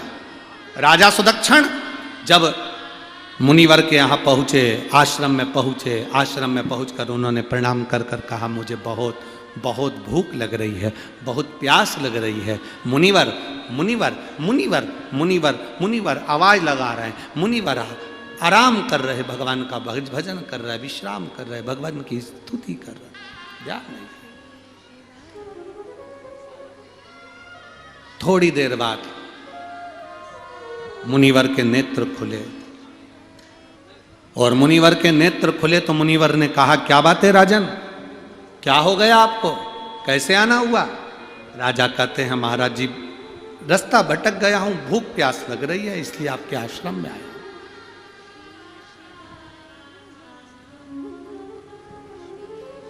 भूख प्यास लग रही है इसलिए आपके आश्रम में आया हूं।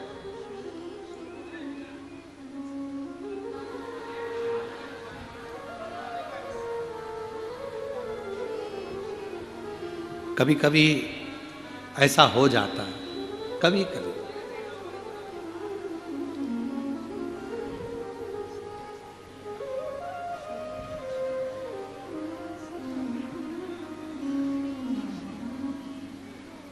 अब वो कभी कभी स्मरण में आ जावे। आज एक आप लोगों को मालूम होगा कि हम शुरू के 7 दिन की कथा में से 3 दिन तो नहीं मिलते, पीछे के 2-3 दिन जो रहते उसमें थोड़ा सुबह के समय मिलन हो जाता है। तो आज एक भाई आए ऊपर, और पहले कोई मिलकर चले गया, कोई चले गया, फिर एक आए, माला लाए थे, हमने उनको पहना दी, प्रणाम करा। उन्होंने कहा, गुरुजी आपसे कुछ चाहिए। हमने कहा, बोलो क्या चाहिए? हमने कहा, श्री शिवाय नमस्ते। नहीं नहीं, ये तो हो गया, पर आपका जो भोजन बना है ना, उस भोजन में से हमको थोड़ी सी सब्जी और रोटी दे दो। अब हमने कपिल महाराज जी से कहा, जाओ अंदर मूंग की दाल और रोटी जो रखी है, अब हम बिना घी की तो हम रोटी खावे, और मूंग की दाल प्रतिदिन पावे, तो वो अब हम रोटी भी उतनी बनवाते हैं ऊपर जितनी हमको पाना रहती है। 2 रोटी 2.5 रोटी जो पाले सो तो पाले। अब वही कटोरे में उसन कर कपिल महाराज जी रख दिए मिस कर, कि गुरुजी अभी सबसे मिलकर आएंगे, भोजन पाएंगे और विश्राम पा रहे। हमने कहा उसमें से लाओ, तो वो उसमें से लाकर उन्होंने उनको चम्मच भर दिया। अब वो बोले, इसमें तो नमक नहीं है।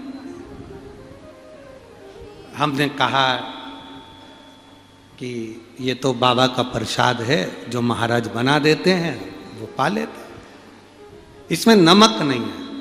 हमने कहा बस यही तो बात है। आज तक महाराज जो बनाया हमने उसमें आज तक नहीं कहा कि इसमें नमक है कि नहीं है। जो प्रसाद मिला ठाकुर जी को भोग लगा वो पा लिया।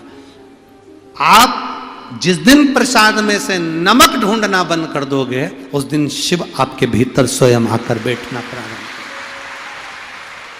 हम क्या ढूंढ रहे हैं, हम क्या प्राप्त कर रहे हैं? कथा में आने से पहले कई लोग ऐसे होते हैं जो ये देखते हैं कि यहां बैठूं कि वहां बैठूं, वहां बैठूं कि वहां बैठूं, किस स्थान पर जाऊं, किस स्थान, किस जगह पर जाऊं बैठने। शिव महापुराण की कथा कहती कोई स्थान मत देखिए, जहां तुमको जगह मिल जाए वहां बैठ जाओ। शिव कथा का रसपान तुम्हारी कानों में जाना चाहिए, तुम्हारे कर्ण में जाना चाहिए और कथा को सुनो। आरती हो, कर्पूर गौरम हो, प्रणाम करो, भूमि की रज को मस्तक लगाकर अपने घर पर चले जाओ। मेरा बाबा खुद तुम्हारे पीछे पीछे तुम्हारे घर तक चलेगा। हम कुछ ढूंढने के लिए आए हैं। अगर हमें ढूंढना है तो हम शंकर को ढूंढे, नमक को नहीं। हमें ढूंढना है तो हम भगवान शिव को ढूंढे, आसन को नहीं। हमें ढूंढना है तो हम शिव को ढूंढे, हम ये ना ढूंढे।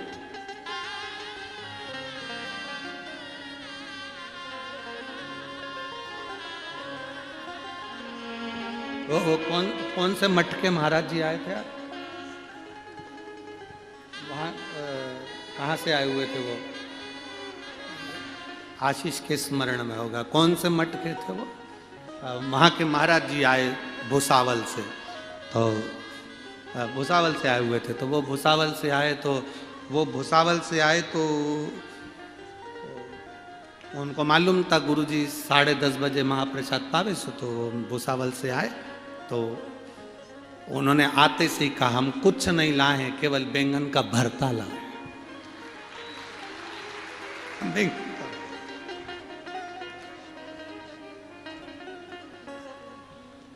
हमारे दत्त मंदिर में हमारे बाबा के, हमारे उस आश्रम में वो बनता है और लोग उसको पाते हैं।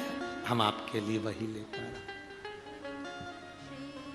बड़ा भाव देखिए उनका, दिल देखिए।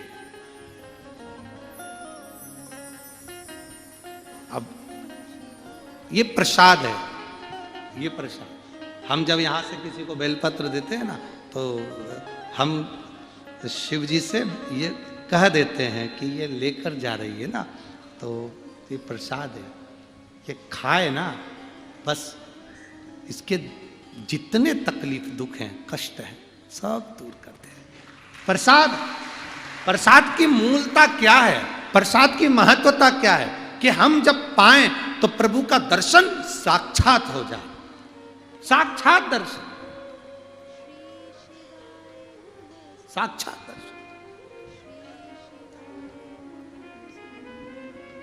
अरे भाई, कोई करोड़ों की पूंजी से, धन से, वैभव से नाम नहीं होता।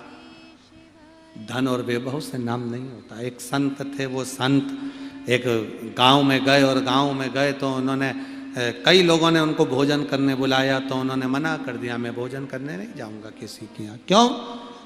मैं केवल भोजन लखपति के घर में करता हूं। कौन बोले?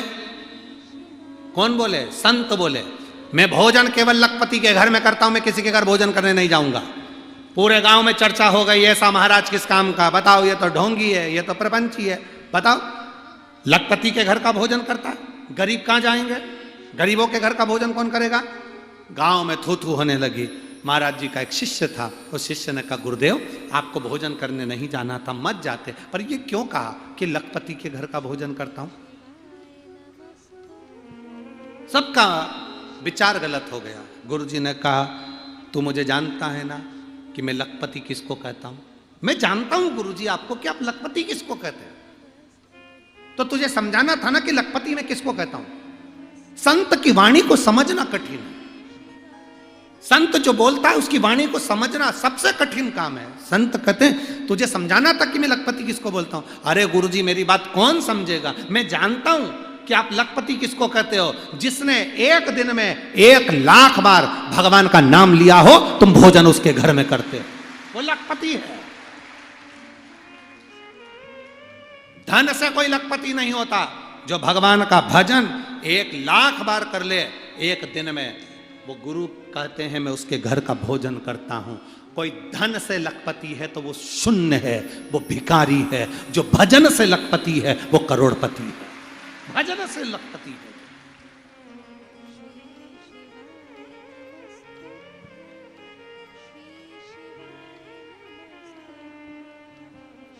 आप लोगों में से कितने लोग हैं जो शेगांव गए हैं?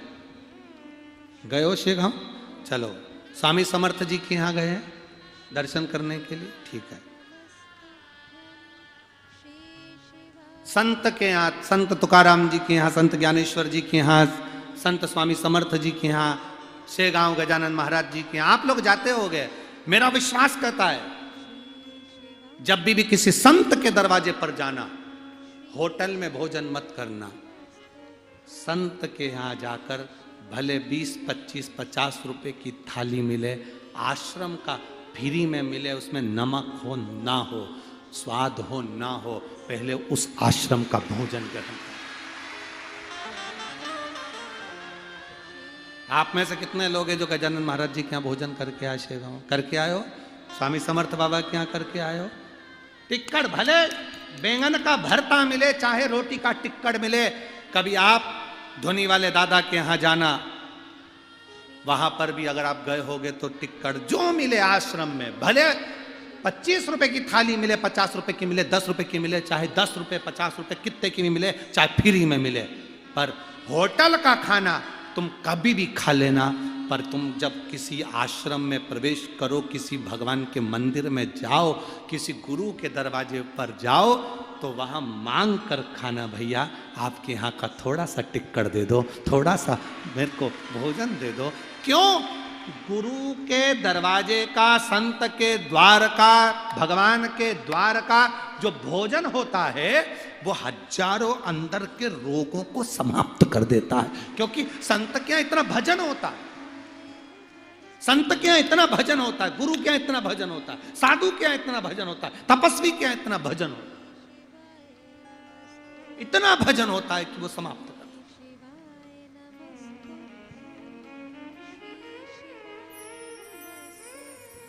गुरु के यहाँ इतना भजन होता है कि वो रोग समाप्त। हम मंदिर जाते हैं, मंदिर में जाने के बाद, आरती होने के बाद जल छींटते हैं। छींटते कि नहीं छींटते हैं? क्यों छींटते हैं? मंदिर में जो जल रखा रहता है, आरती के समय पर घंटी बजती है, भजन गाते हैं, स्मरण करते हैं, मंदिर के उस जल के अंदर उस वाणी का कंपन आ जाता है। वो कंपन जब फेंका जाता है, छीटा जाता है, तब जीवात्मा को उससे तृप्ति अनुभव होता है, उसका मोक्ष होता है, उसका सुख अनुभव होता है। राजा सुदक्षण पहुंचे, राजा सुदक्षण और महाराज, राजा सुदक्षण जब महाराज मुनिवर के सामने जाकर कहते हैं मुझे भूख प्यास लगी है। मुनिवर ने कहा राजन तुम्हें भूख प्यास लग रही है? हाँ लाओ मैं फल लेकर आता हूं। अंदर गए, संत ऋषि गुरुवर के घर में जो मिल जाए, उसमें नमक है ना है, स्वाद है ना है, संत ऋषिवर गुरुवर के दरवाजे से जो मिल गया उसे पा लिया, उसे पा लिया। संत गुरु के दरवाजे से जो मिल गया उसे पा लिया, उसे पाया।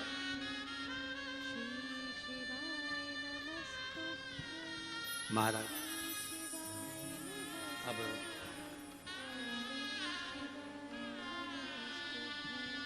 कई लोग कुबेरेश्वर धाम आते हैं, सीहोर, बहुत सारी होटलें खुल गई हैं, बहुत सारे लोग ढाबे हैं, सब दूर। पर आप भले ढाबे पर भोजन करो, होटल पर भोजन करो, पर कुबेरेश्वर धाम जब जाएं जिस समय भोजन का हो या खिचड़ी का प्रसाद भी, वहाँ ज़्यादातर तो खिचड़ी का जो प्रसाद मिलता है आप उसे पाएं, भले वो पतरी हो, गाढ़ी हो, कट्ठी हो, उसको थोड़ा सा पाएं, मांग कर साफ कर कर बर्तन फिर जाए। उसका फल कितना है। कई लोग तो आते हैं तो उसमें डब्बा में थोड़ा सा देना, साहब लेकर जाना। दिन भर कुबेरेश्वर धाम की कंकर शंकर की भूमि पर दिन भर भगवान का भजन, दिन भर श्री शिवाय नमस्तुभ्यम जपा जा रहा है, दिन भर दिन भर।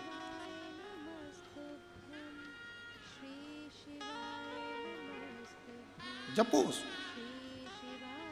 संत के यहाँ, साधु के यहाँ, गुरुजन के यहाँ कुछ पाए। राजा सुदक्षण मुनिवर के यहां जाकर कहते हैं मुझे भूख लगी है। कोई आपसे कहे कि गुरु के घर का ना खाइए, कोई आपसे कहे कि मंदिर का ना खाइए, कोई आपसे कहे, आप इतना सा कहना मंदिर का धन नहीं खा रहे, हम गुरु का धन नहीं खा रहे।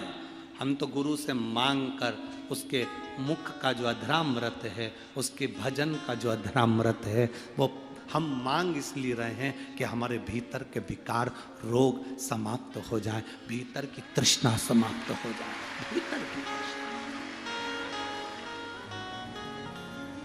महाराज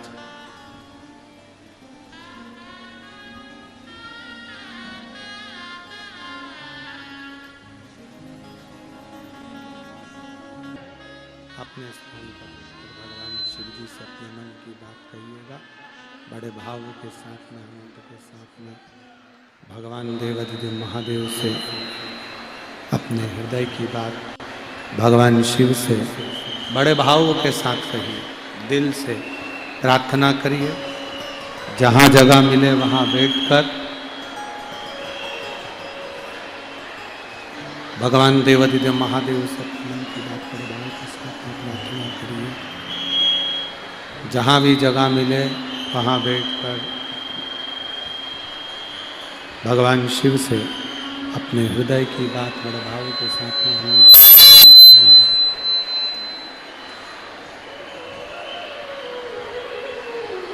कार्यकर्ता भी बैठकर बोले, कार्यकर्ताओं को भी जहाँ जगह मिले वहाँ बैठकर कार्यकर्ता भी बड़े भावों के साथ में हृदय से प्रार्थना करेंगे। जहाँ जगह मिले वहाँ बैठकर बोलिएगा शंभो शंभो शंभो, जहाँ जगह मिले वहाँ बैठकर बोलिए।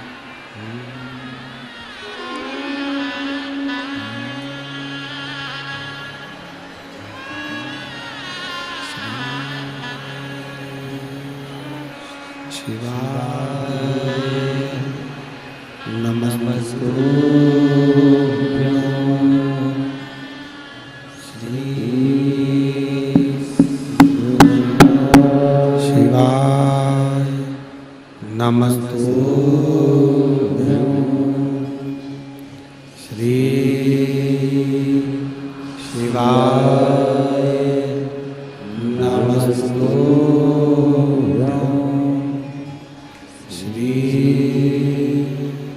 शिवाय नमस्तुभ्यं श्री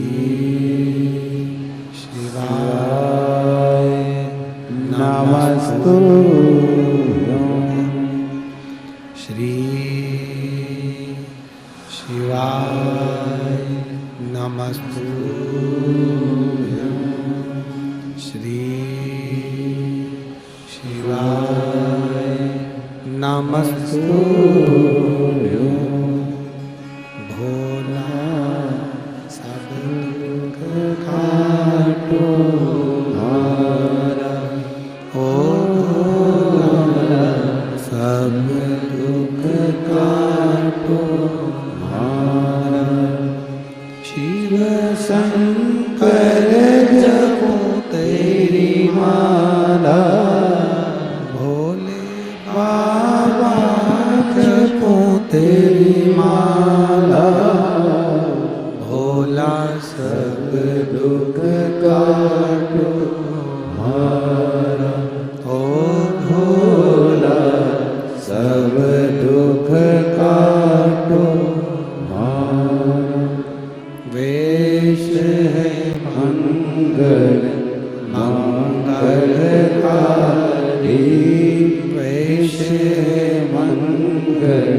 मंगलकारी शमशानवासी हमारा, शमशानवासी हमारा, ओ भोला सब दुख काटो हमारा, ओ भोला सब दुख काटो हमारा। शिव महापुराण की कथा कह रही है, भगवान शंकर का संवाद कर रहा, शिव तत्व कह रहा। मुनि के दरवाजे पर, संत के दरवाजे पर, ऋषिवर के दरवाजे पर राजा सुदक्षिण, संत ऋषिवर फल लाकर दिए, वो राजा सुदक्षिण ने लिए।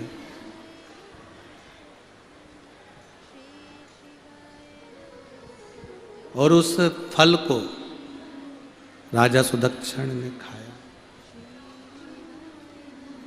फल इतने मीठे थे, इतने मीठे कि राजा सुदक्षिण कहे बिना नहीं रह पाए।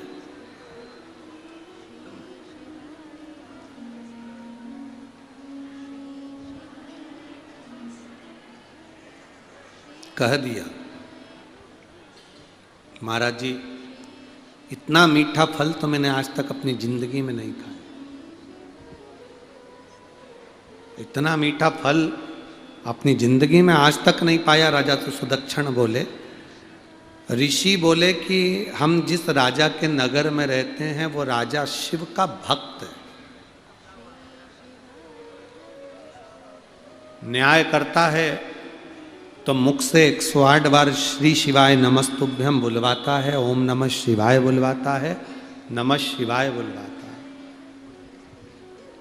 अच्छा, हमारे राजा जैसा कोई दुनिया में न्याय नहीं कर सकता, इतना सुंदर न्याय हमारा राजा करता। राजा सुदक्षिण ने पूछा, क्या आप कभी राजा से मिले हो? नहीं। क्या नाम है आपके राजा का? मेरे राजा का नाम राजा सुदक्षिण है। अब राजा ने मुनिवर को, ऋषिवर को यह नहीं बताया कि मैं ही सुदक्षिण हूं।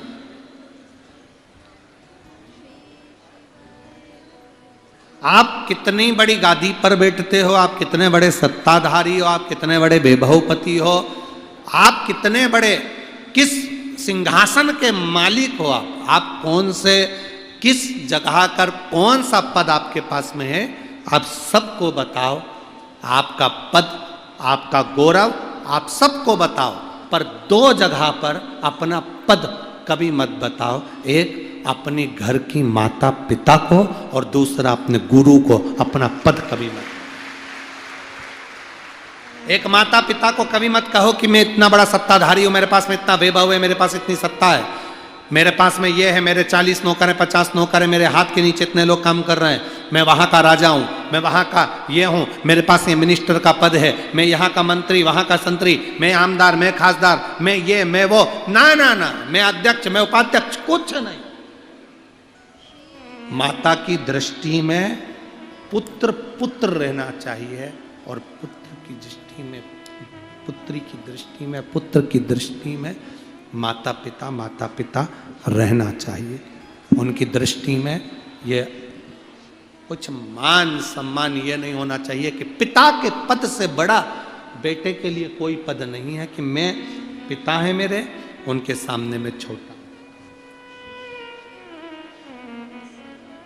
अपने गुरु के आगे, संत के आगे, साधु के आगे, ऋषिवर के आगे, महात्मा के आगे, सन्यासी के आगे, तपस्वी के आगे, साधक के आगे, उपासक के आगे कभी मत कहो कि तुम्हारे पास कौन सा पद है, तुम्हारी कितनी प्रतिष्ठा है, तुम कहाँ के राजा हो, कहाँ के महाराजा हो, कहाँ का पद प्रतिष्ठा तुम्हारे पास।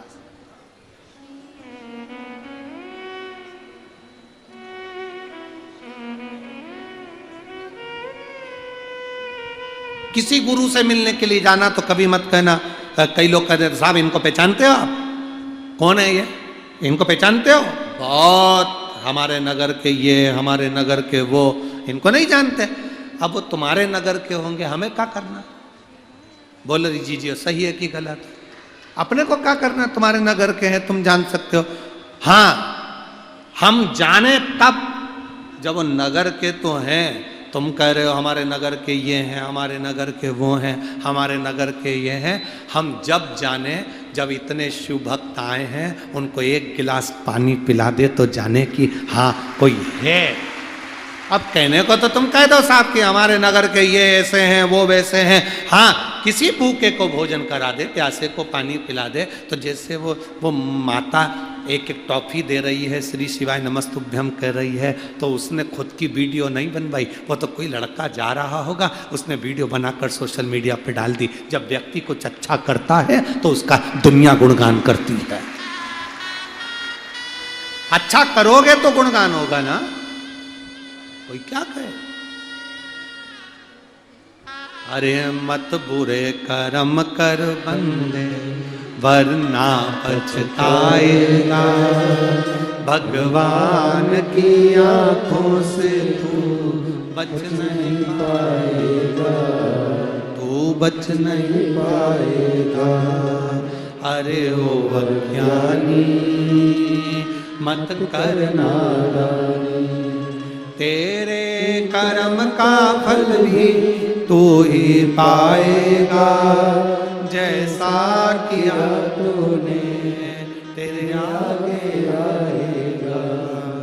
मत बुरे कर्म कर बंदे वरना पछताएगा, भगवान की आंखों से तू बच नहीं पाएगा, तू बच नहीं पाएगा।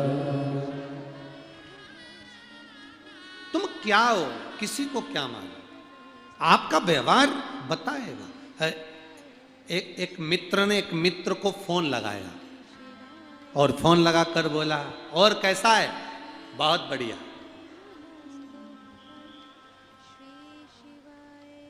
पूछा क्या कर रहा है, दोस्त बोला खा रहा हूं। तुम बोलो क्या कर रहा था वो, जम के तो बोलो खा रहा हूं। मित्र ने मित्र से पूछा कैसा है, बहुत बढ़िया। क्या कर रहा है, खा रहा हूं। मित्र बोला फोन पर अकेले अकेले खा रहा है, कभी कभी हमको भी याद कर लिया कर। उसने कहा जा पत्नी की मार खा रहा हूं, आजा तू खा ले, तू खा। अच्छा है मेरे मार का बंटवारा तो हो जाएगा कम से कम। राजा सुदक्षिण ने पूछा ये फल इतने मीठे क्यों, तो कहा हमारे नगर का राजा अच्छा, हमारा राजा बहुत अच्छा। कोई कितना भी तुम्हारा बुरा करे, कोई कितना भी तुमको अपशब्द कहे, कोई कितना भी तुमको ताना दे, कोई तुमको कितनी भी गाली दे, नगर का राजा ऐसा होना चाहिए कि उसके चेहरे पर सल ना आए। कह दिया ना कोई बात नहीं, आड़ा टेढ़ा बोल दिया ना कोई बात नहीं, गाली दे दी ना कोई बात नहीं, अपशब्द कह दिया ना कोई बात नहीं। पहचानता नहीं था, जानता नहीं था, वो अपने को हल्के में ले रहा था, कोई बात नहीं, भगवान का भजन कहे उसको कहने वाले को कहने दो, बोलने वाले को बोलने दो, कहने वाले को कहने दो। राजा हमारे नगर का राजा अच्छा है, इसलिए हमारे यहां के फल भी मीठे हैं, फल मीठे हैं। राजा सुदक्षिण ने पूछा कि फल राजा के अनुसार चलते हैं क्या? हाँ, जिस नगर में जिस राज्य में राजा अच्छा हो, जिस नगर में जिस राज्य में भजन होता हो, जिस गांव में जिस नगर में जिस राज्य में भगवान की भक्ति होती हो, वहाँ बीमारी प्रवेश करने से पहले भी सोचती है कि मैं किसी को मारूं कि ना मारूं। कई छोटे छोटे गांव ऐसे हैं जिसमें कोरोना महामारी प्रवेश तक नहीं करी। बड़े बड़े शहरों में लोग ककड़ी भुट्टे की तरह मर रहे थे और छोटे छोटे गांव में तो बड़े बड़े डॉक्टर भी नहीं थे। एक साधारण टेबल पर बैठे हुए गांव के छोटे छोटे डॉक्टरों ने उनको इंजेक्शन लगा दिया, दवाई दे दी और वो समझ गए कि अब मेरे को कोरोना नहीं है। उनका विल पावर अंदर से मजबूत वहीं के डॉक्टरों ने कर दिया कि तुम बीमार नहीं हो, जाओ घर जाओ।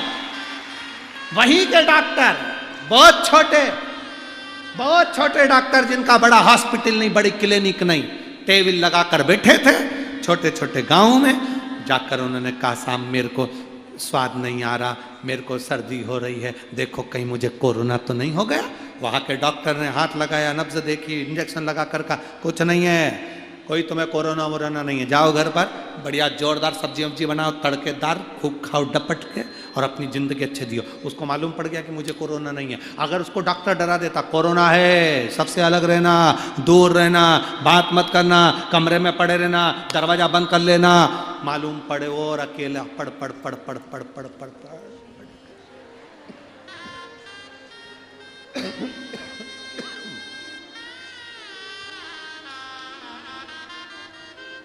ये जो कोरोना में आधे से ज़्यादा जो मरे हैं ना, ए जीजियो सही बताना ईमानदारी से, गला पकड़ रहा है बाबू। कोरोना में आधे से ज़्यादा जो मरे हैं वो केवल दहशत में मरे हैं। अकेले पड़े पड़े उनको लगता रहा कि अब तो हम बच ही नहीं पाएंगे, अब तो परिवार वालों से मिल ही नहीं पाएंगे, अब तो हम किसी से मिल भी नहीं सकते, अब तो हमारा जाने का समय आ गया। सोचते सोचते निपटी गया। और जो सोच कर बैठा था, शिव महापुराण की कथा सुन रहे हैं मेरे घर के लोग, एक लोटा जल चढ़ा रहे हैं। कोरोना में लोगों ने बहुत शिव पुराण सुनी, बहुत शिव पुराण की कथा सुन रहे हैं, कुछ नहीं होगा, बचकर वापिस आ गया, बचकर वापिस। एक पत्र है देखिए,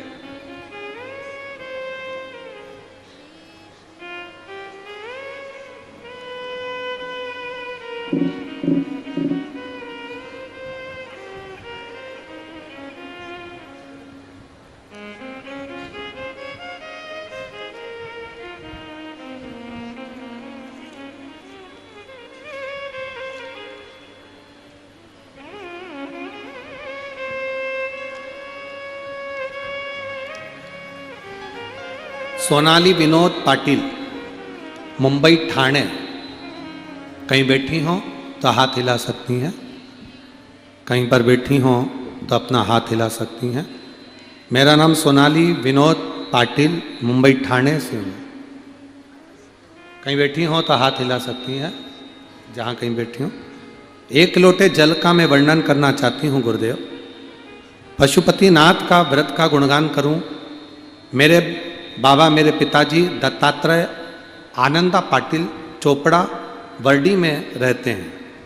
2021 में वो बीमार पड़ गए, हम उनको चोपड़ा के मानक हॉस्पिटल में भर्ती किए।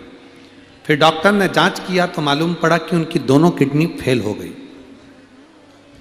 दोनों किडनियां फेल कर दी, फेल बताई। डायलिसिस चालू हो गया। जिला जलगांव जाने को कहा। हमारे तो पैरों के नीचे से जमीन खस गई गुरुदेव। पिताजी को डायलिसिस चढ़ते चढ़ते हम लोग जलगांव आ गए। यहाँ पर इलाज चालू हुआ। डॉक्टर के हिसाब से यहाँ पर भी दोनों किडनियाँ इनकी फेल हो चुकी थी। डायलिसिस चालू था। हर 2 दिन में 3 दिन में डायलिसिस होना था। डायलिसिस करते करते पिताजी भी थक गए गुरुदेव, क्योंकि किडनियाँ काम नहीं कर रही थी, डायलिसिस चालू था। अब करें तो करें क्या। डॉक्टर ने कहा कि इनको घर ले जाओ डायलिसिस कराने के लिए, हॉस्पिटल आते रहना, 2 दिन में, हर 2 दिन में डायलिसिस के लिए जाते। अब करें तो करें क्या। आखिरी में टीवी पर रिमोट से चैनल चेंज करते करते कथा सुन ली आपकी। आपने कथा में बेलपत्री और शंकर जी पे चढ़े हुए 1 लोटे जल का वर्णन करा। एक पीपल के पत्ते को पानी में गलाकर उस कथा को आप उस दिन कह रहे थे, वो हमने करना प्रारंभ करा। पिताजी को वो जल पिलाना प्रारंभ करा। पशुपतिनाथ का व्रत करना प्रारंभ करा। आज मैं बाबा को यहाँ धन्यवाद देने के लिए आई हूँ गुरुदेव कि मेरे पिताजी जो इतने बीमार थे उनका डायलिसिस चल रहा था। आज 2 साल से लगातार कथा सुन रहे हैं और एक भी डायलिसिस नहीं हुआ है। अब मेरे पिताजी खेत भी जाने लगे, काम भी करने लगे। कहीं बैठे हो तो हाथ हिला सकते हैं। गुरुदेव, मेरा बाबा शिव साधारण नहीं है। आप जो शिव महापुराण की कथा करते हैं, शंकर उसको सुनता है और सबकी मन की कामना पूर्ण करता है। ये शिव है। ओ घड़ी नाम लिखा है सोनाली विनोद पाटिल, मुंबई ठाणे। मेरा मोबाइल नंबर ये। कहीं बैठे हो तो हाथ हिला सकते हैं। अगर कहीं बैठे हो तो हाथ हिला सकते हैं। शिव तत्व है। ओ घड़ी आपने लिखा है मेरे बाबा, हम हमारे पिताजी को लेकर यहाँ कथा के पंडाल में बैठे हैं। अब आप लोग जहाँ भी बैठे हो वहाँ से हाथ हिला सकते हैं। स्मरण में रहेगा तो जरूर। एक पत्र और आया है। मुक्ताबाई राजू चौधरी, जामनेर, तहसील जामनेर, जिला जलगांव, महाराष्ट्र से हैं। कहीं बैठे हो तो हाथ हिला सकते हैं। आप ही हैं? बच्चा आया है क्या साथ में? हम गुरुजी लिया बच्चे को। हम बाबा को धन्यवाद देते हैं। गुरुदेव, हमारे यहाँ पर 22 साल से संतान नहीं थी। गुरुदेव, 22 साल से हमारे घर में औलाद नहीं हुई। सारे डॉक्टरों का इलाज करवाया, सारी जांचें करवाई। आखिरी में मेरा रजोधर्म आना भी बंद हो गया। औलाद नहीं हो सकती थी ये डॉक्टर के हिसाब से। पर पशुपति व्रत पर विश्वास करा, आपकी शिव महापुराण पर विश्वास करा और पशुपति व्रत करना प्रारंभ करा। पशुपति व्रत करना प्रारंभ करा। 3 महीना भी पूरा नहीं हुआ गुरुदेव, हम सीहोर गए, बाबा को वहां पर धोक लगाई, कंकर शंकर पूजन कर कर पशुपति व्रत का फल ये मिला कि 3 महीने के अंदर मेरा गर्भ ठहर गया और 22 साल के बाद मेरे घर में बेटे ने जन्म लिया, जिसका नाम हमने शिव रखा है। बाबा 22 साल के बाद मेरे बाबा ने मेरे को खुशियां दी है। हम पंडाल में आए हैं बच्चे को लेकर, प्रणाम करेंगे। 22 साल के बाद बाबा ने कृपा करी। 22 साल वो शिव है। ओ घड़ी दयाल, दातार, शंभु, त्रिकालदर्शी शिव ओखड़ी है। उसका भजन, उसका कीर्तन, उसका मंत्र जाप, उसका स्मरण खाली नहीं जाता, खाली नहीं जाता।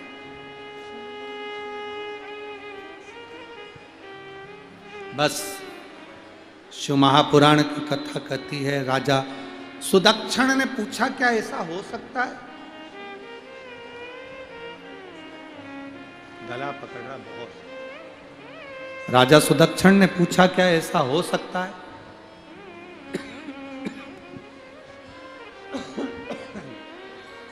क्या ऐसा हो सकता है कि राजा के व्यवहार से फल मीठे हो सकते हैं?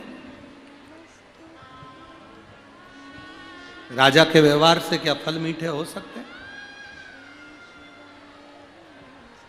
क्यों नहीं? अगर राजा का व्यवहार बेकार होगा तो ये फल भी कड़वे हो जाएंगे, खट्टे हो जाएंगे और बगीचा पूरा उजड़ जाए।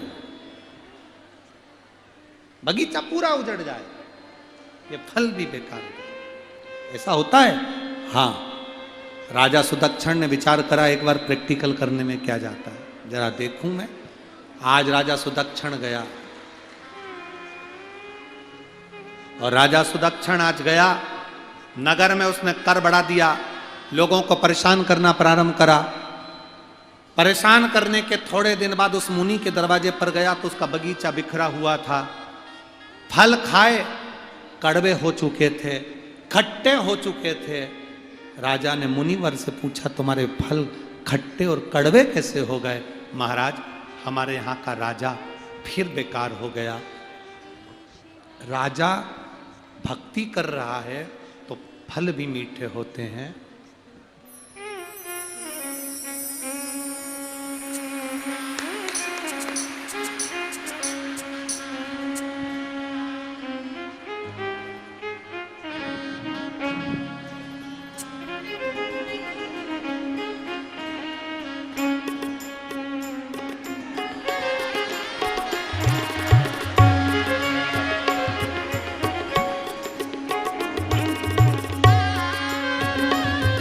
22 वर्ष के बाद संतान हुई है। एक बार जोरदार ताली बजाएं बाबा की कृपा। शिव तत्व है। क्या व्यवहार से फल मीठा हो सकता है? क्यों नहीं? और खाली न जाता कोई दर से तुम्हारे, खाली न जाता कोई दर से तुम्हारे, मैं भी खड़ा हो नन्हे बाहर पसारे, अपने हृदय से लगा लगा लो, गिरा जा रहा हूँ, उठा लो उठा, भोले अपने दर से अब तो न टारो, गिरी जा रही हूँ, उठा लो उठा। राजा ने उसी दिन विचार कर लिया कि अब अपने को अपना व्यवहार खराब नहीं करना। घर के बच्चे, परिवार, फल फूल सब आपके व्यवहार से ठीक होते हैं। शिव महापुराण की कथा कहती है, राजा सुदक्षिण की कथा बहुत विस्तार से है, बहुत विस्तार से, बहुत विस्तार। आप और हम उसको श्रवण करेंगे, बहुत विस्तार है उसमें। अभी हम भगवान श्री गणेश जी महाराज पधार रहे हैं। एक बार जोरदार ताली बजाकर भगवान श्री गणेश जी महाराज का स्वागत करेंगे। सूचना दें, हम कल जो कथाओं की घोषणा करी गई थी उसमें 2 कथाओं की तारीख थोड़ी गड़बड़ बता दी गई थी। हमारे स्मरण में तारीख का स्मरण नहीं आ पाया, तो एक बार आप वापिस कल जो कथा की तारीखों दी गई हैं एक बार वापिस सुन लें। 16 से 20 दिसंबर अमरावती विदर्भ दोपहर में 1 बजे से 4 बजे तक। 25 से 31 दिसंबर पंढरपुर महाराष्ट्र हरि विठ्ठल के चरणों में दोपहर में 1 बजे से 4 बजे तक। 4 से 10 जनवरी तक भटिंडा पंजाब में। 14 से 20 जनवरी तक बॉम्बे मुंबई में। फिर 27 जनवरी से 2 फरवरी तक बनी यवतमाल जिला, बनी महाराष्ट्र। फिर 5 फरवरी से 11 फरवरी तक जमशेदपुर झारखंड। ये कथाओं का क्रम है। आगामी जो कथा है उसका क्रम ये है, आप उसको सोशल मीडिया पर डाल सकते हैं। सभी को साधुवाद।